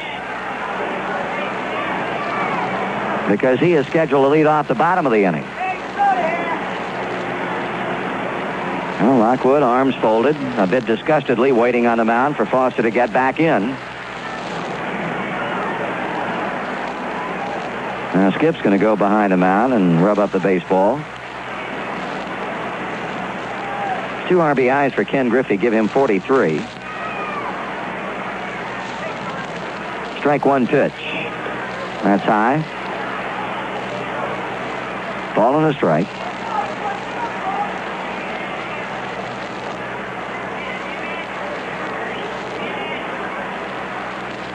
Foster way out in front of a slow curve. Lockwood jumping out in front at ball 1 and strike 2. Johnny Bench, the on-deck hitter, the Mets infield looking for the ground ball.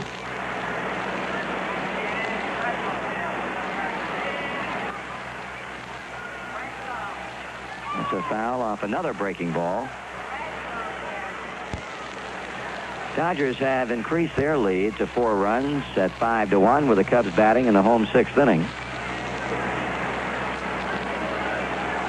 Manager Herman Frank's playing a calculated risk today. Rick Russell apparently slated to pitch, but instead put in the rookie Lamp, and the Dodgers went to work on him quick, getting 2 in the first. Rick Rhoden hit his 3rd home run of the season with nobody on in the 2nd inning.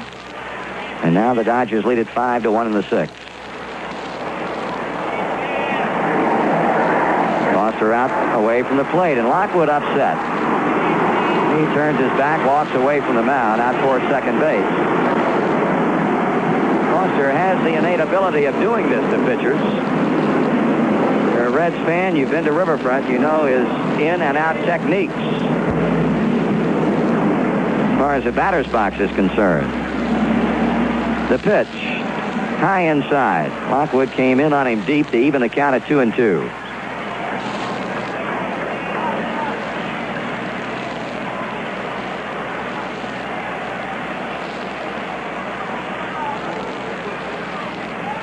That is hit in the air to shallow left center. Going back is Harrelson, coming in Henderson and Mazzilli, and it's going to be caught by Lee Mazzilli. Here's a throw to first base. They got a shot at Griffey, and they got him. Mazzilli bumping Henderson as they both converged on the ball in left center field. Mazzilli played it and then fired a one-hop strike to John Milner to get Ken Griffey trying to get back into the bag.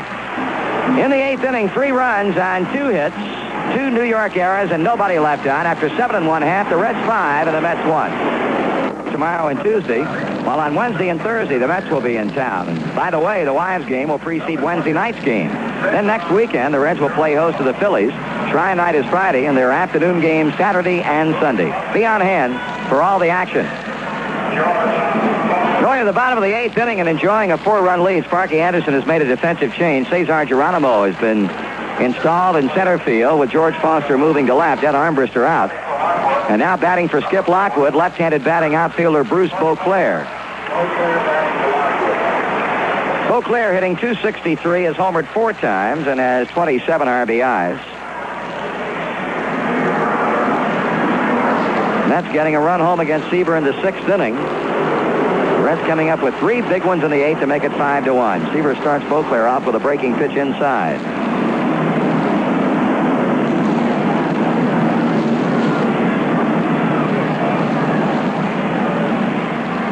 Check swing, a call strike.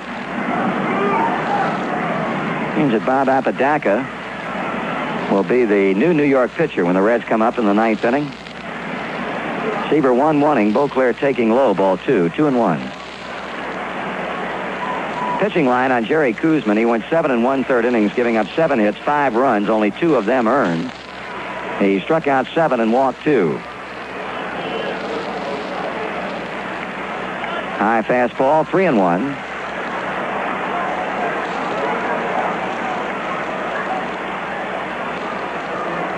Seaver slowly nodding his head up and down. His bench hangs a sign. And that's ball 4 low. So Beauclair, the recipient of the 2nd Tom Seaver base on balls. The earlier one going to Doug Flynn. We'll move back to the top of the batting order now for Lenny Randle.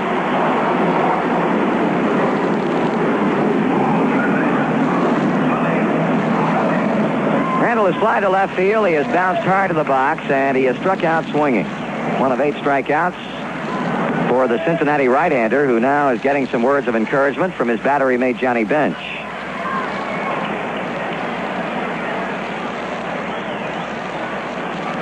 Well, we know that Pedro Borbon has gotten up to start throwing in the Cincinnati bullpen.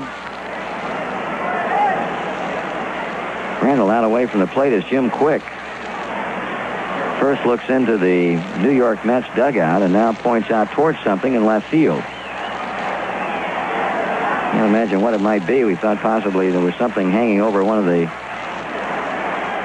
decks out there, but not so. Here's a pitch to Randle. He fouls it out of play.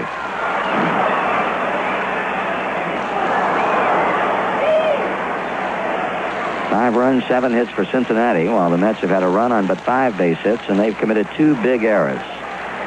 Could very easily still be a 2-1 ball game.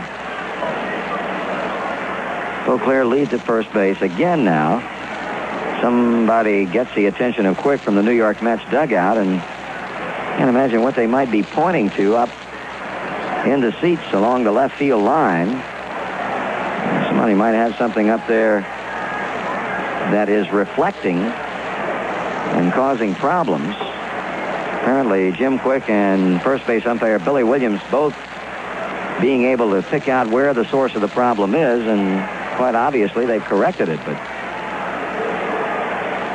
not been able to pick it up. Strike one to count on Randall. He takes a curve for a strike. Seaver has been right around that plate all afternoon. Started off big, retiring 11 consecutive hitters today. There's strike three call. Boy, he got Randall looking, and Lenny now openly beefing with Jim Quick. Second time Seaver has struck him out, and that's number 9. It'll bring up a scheduled at bat shortstop Bud Harrelson, but he's going to be lifted in favor of John Stearns.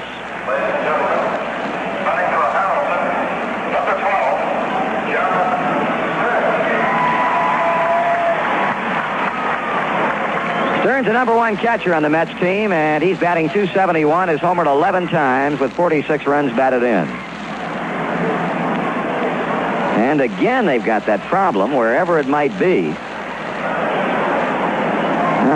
Marty, I think I see what it is now. There's a television crew down there with a light on, and I think this is where the distraction is. Apparently going through the stands, getting some interviews, and the light... They've turned it off now, but it's just, about straight up from where the tarpaulin is in the aisleway. You can see them when they have that light on, and I assume this is what the problem is.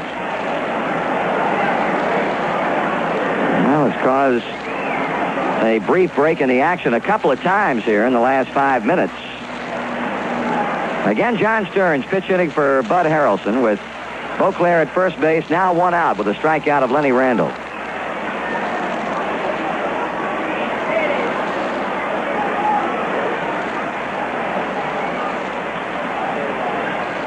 Seaver stretches and pitches. Stearns takes strike.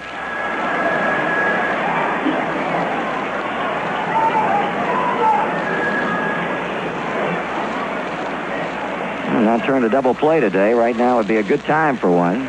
Swing and a miss. Another fastball down and away. 1 ball, 1 strike. Oh, no balls and 2 strikes.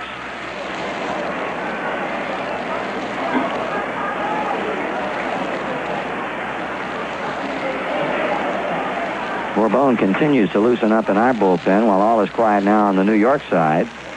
Blowing away, 1-2. Seaver only 5 outs away from winning his 14th game of the season. Still has to be entertaining thoughts of possibly 20 wins in 77. Here's a bouncing ball to third. Rose goes on to Morgan. Joe Quick throwing to Dreesen. Double play, and that's the inning. First of the game for Cincinnati. Couldn't come at a better time. No runs, no hits, nobody left on. We move to the 9th inning. The Reds over the Mets, 5-1. At Adams Pontiac, August is cleanup month, and they're clearing out all 1977 Pontiacs and GMC trucks. Get big savings on the new model of your choice or a low-mileage Pontiac demonstrator. Drive the best for less during Adams 77 clearance. If what you drive really matters to you, Adams Pontiac, you really matter to us. Adams Pontiac, 1430 Wabash. Take 10 America to learn the metric way. It's a simple system based on tens, and you can start today. More efficient, more accurate, more universal, too. It's good for our economy, our country, and for you.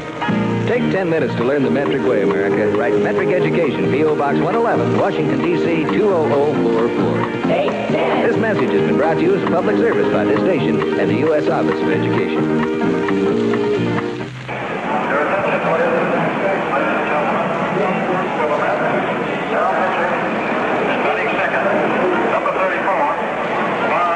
Well, we got a couple of changes for the New York Mets as we move to the 9th inning. A pitching change, of course. Right-hander Bob Apodaca on the mound, and a new second baseman for New York is Leo Foster. Doug Flynn swings over from second to play short. Number 23. And Foster, the new second baseman. Apodaca, record of 3 wins, 5 losses, a 309 earned run average. This will be his 46th appearance of the season, all in relief. 5-1 Cincinnati as we move to the 9th inning, where it's going to be Johnny Bench, Dave Concepcion, and Danny Dreesen. Should we get that far, Cesar Geronimo would come to the plate for the first time. Guzman started. Lockwood worked 2/3 of the 8th inning, and now Apodaca here in the 9th.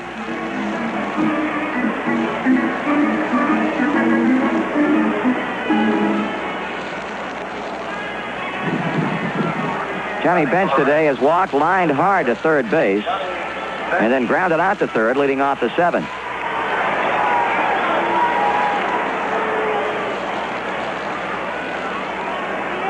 Apodaca looking around to be sure the defensive alignment is set, and now delivers to Bench. John swings and he misses at a curve.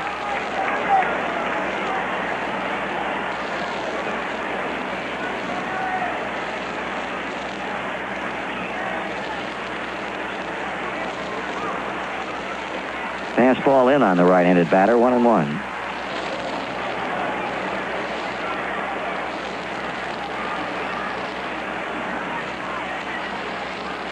Bouncing ball foul off the third base side. This New York outfield probably plays Bench more straight away than any other outfield in the National League.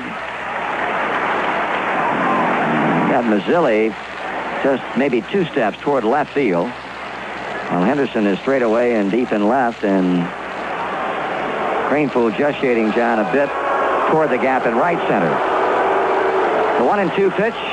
Swung on, hit into the left center field gap. Mazzilli with a run. He can't get it. The ball gets through both he and Henderson. Here comes Johnny to second base, and he walks in standing up with a double. So Johnny Bench greeting Bob Apodaca with a leadoff double here in the 9th inning.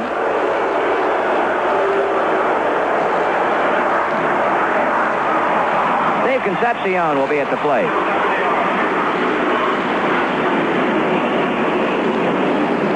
David looking for his first hit.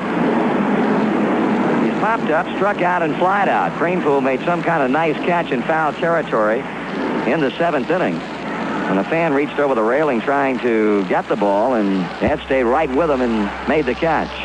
1.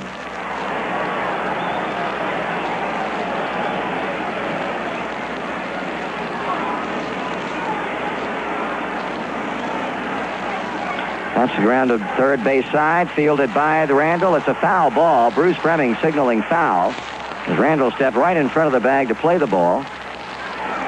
So Davey will come on back to the plate after going well down past first on the run, and will step in to once again face Bob Apodaca. Left-hander throwing for New York now, and it's Bob Myrick. I'm thinking to the bottom of the 9th inning, Sieber will be working to Steve Henderson, Ed Cranepool, and John Milner.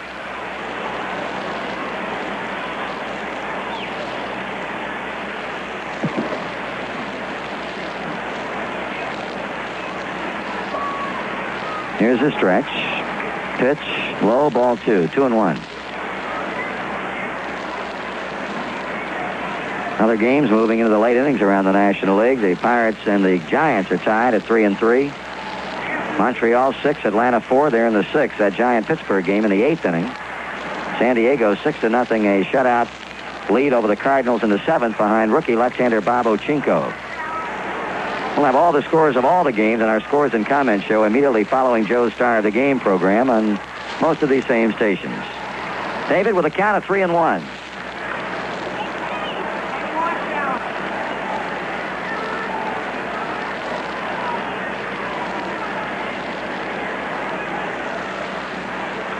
Chased a pitch out away from him and fouls it off to our right.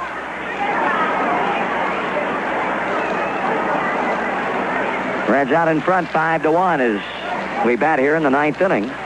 Bench is open with a left center field double. Concepcion, a 3-2 count.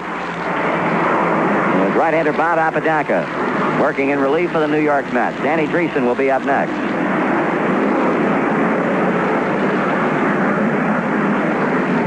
Apodaca stretches, kicks, throws, swung on, ground ball in the hole at short. Flynn comes up nicely with it and throwing him out at first base. Good play by Doug Flynn. As Bench stays home at second, that's out number 1.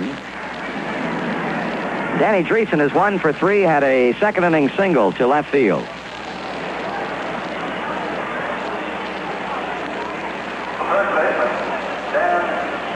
Just a reminder, a weekend series with the Dodgers is on the Reds' home schedule. September 9th, 10th, and 11th. Plan to be on hand and purchase your tickets in advance. They're going to give Dreesen an intentional walk.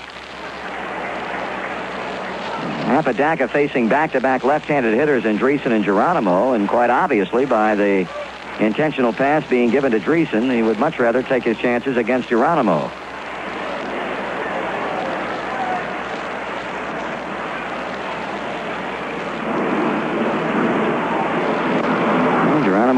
Coming onto the plate as Dreesen pitches a bat away. That sets up the double play possibility, of course. Geronimo batting .258. 8 homers and 42 runs batted in. He came into the game to play center field in the bottom of the 8th inning. And now is at the plate for the first time.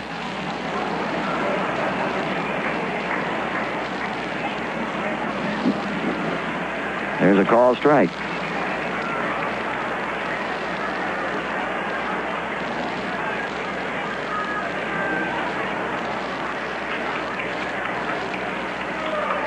Swing and a foul of the screen. Quickly, no balls and 2 strikes. In the American League, in the 8th, Milwaukee, in the first of 2, leading Chicago 7-0. Baltimore a run-up 5-4 over Minnesota with the Twins batting in the 6th.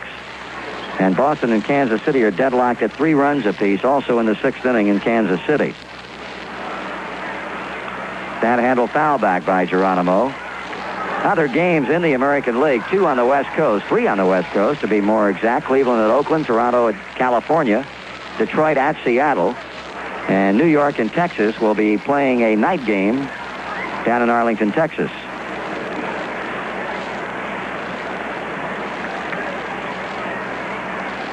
Bench at second, Dreesen at first, 1 man out. Pitch is low to the Chief, 1 ball, 2 strikes.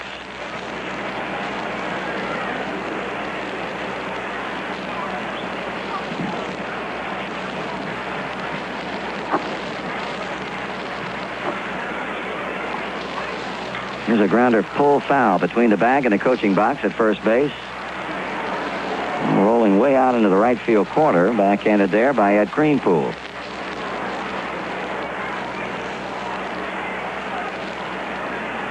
$47,714 here today.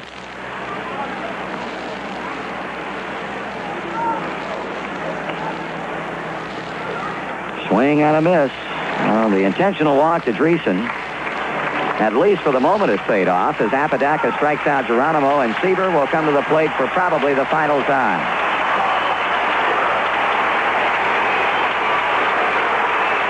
And giving one more good ovation. Got a fan standing down beyond the Reds dugout who comes with all sorts of signs apropos to a particular situation. That particular sign says, "Seaver lives," with an exclamation point. He's been on twice in the game, has scored 2 runs. He fouls a pitch off.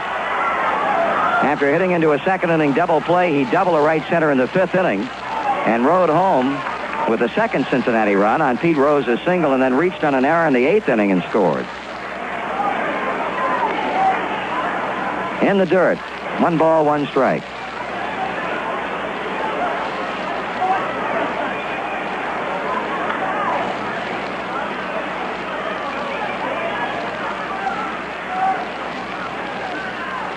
Two balls and a strike.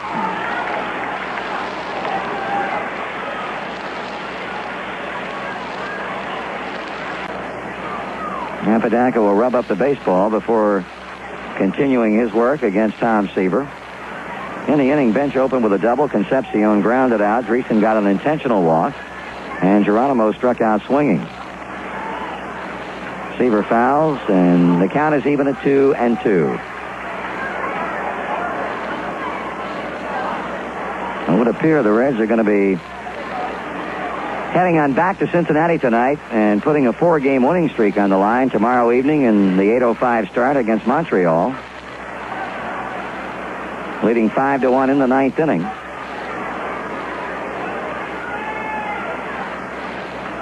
Apodaca shakes off the sign, put down by Ron Hodges. Now the pitcher gets what he wants and works.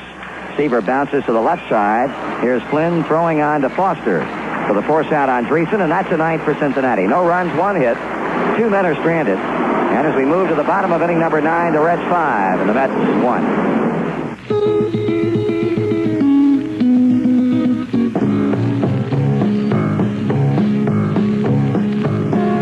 Well, I was trucking on down Route 66 with a cab over headed south. I had Convoy going on the stereo and a CB mic in my mouth. Yeah, them telephone poles was a flying by. She's hot as a lizard's tongue. I was 5 lengths back of a one-eyed jack, and that joker was some... When he threw his cigarette out the window, it hit some leaves by the side of the road. Well, I pulled up my rig and I put out the fire and continued on with my load.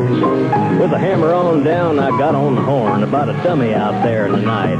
And if Smokey the Bear don't get him, friend, well, Smokey the Cop just might. This is C.W. McCall for your state foresters, the Forest Service, and the Ad Council.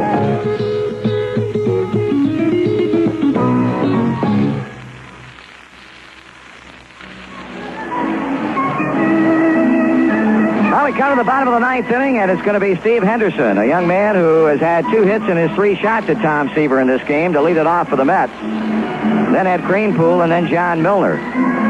The only run-scoring inning for the Mets up to this point was in the 6th, when with 1 out, Harrelson and Henderson had base hits, and Greenpool's fly ball to left field got Harrelson home. That made it a 2-1 game. The Reds had scored single runs in the 1st and 5th. Then Cincinnati breaking it open, scoring 3 unearned runs off Koosman in the 8th inning. And Stevie 2 for 3 today and 4 for 12 with a run batted in the 4-game set. He started every game.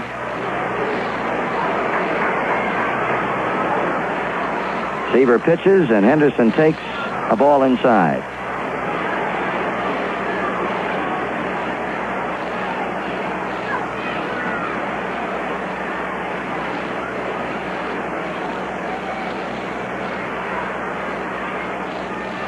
Fastball and a good one. Call strike, 1-1. Henderson started out today batting .312, so he's helped that batting average. Fine-looking young outfielder, and he's done quite a job here. He fouls this one to the screen. Seaver jumping out in front. 1 ball and 2 strikes. Tom needs only 1 more strikeout to break into double figures. He's fanned 9. He's walked only 2.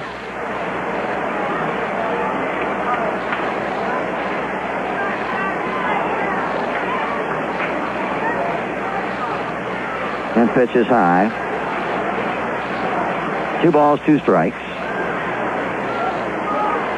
And both bullpens are quiet right now. We had Pedro Borbon up only 1 time this afternoon. Such has been the effectiveness of Seaver's pitching, and he has just struck out Henderson with a good live fastball. That's his 10th, and we'll pause for station identification again on the Cincinnati Reds Baseball Network. WTHI, Cincinnati Reds. All American country. WTHI, Terre Haute.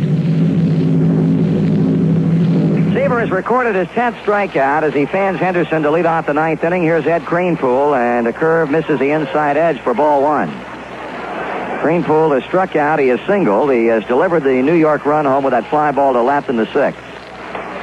2 balls and no strikes.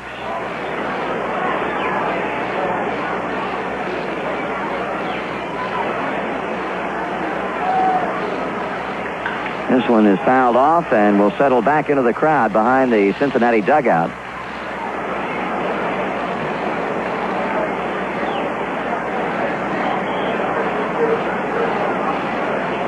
Seaver, the wind to pitch. That is shot by Concepcion into left center field. So a second hit in the game for Greenpool and base hit number 6 for New York. Standing in now will be first baseman John Milner. Milner's not been able to put a ball in play in this game. He has gone out 3 times, and all of them have been caught in foul ground. Once by Morgan, once by Dreesen, And in the 6th inning, Ed Armbruster caught his foul ball in left field. Here's a smash liner foul off first base.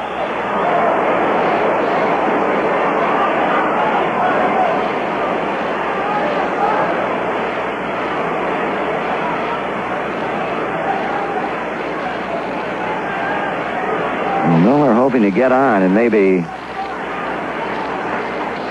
stir something up here for New York in what would be their final time, but they need a big 9th inning, down by 4 runs at 5-1.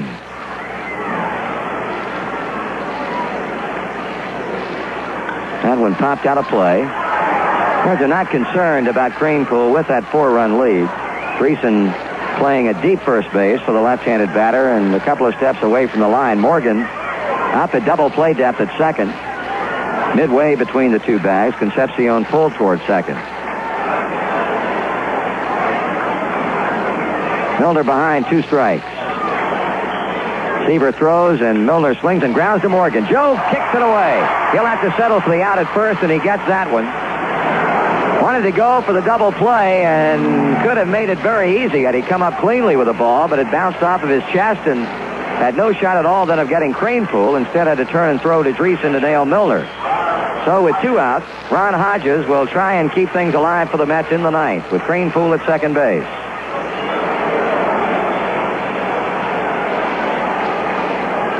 He fouls a pitch away. Hodges is struck out, fly to left field, bounced out to Dreesen. 2 away in the 9th inning. Seaver now 1 out away from winning his 14th game. He pitches, and Hodges takes it up and outside.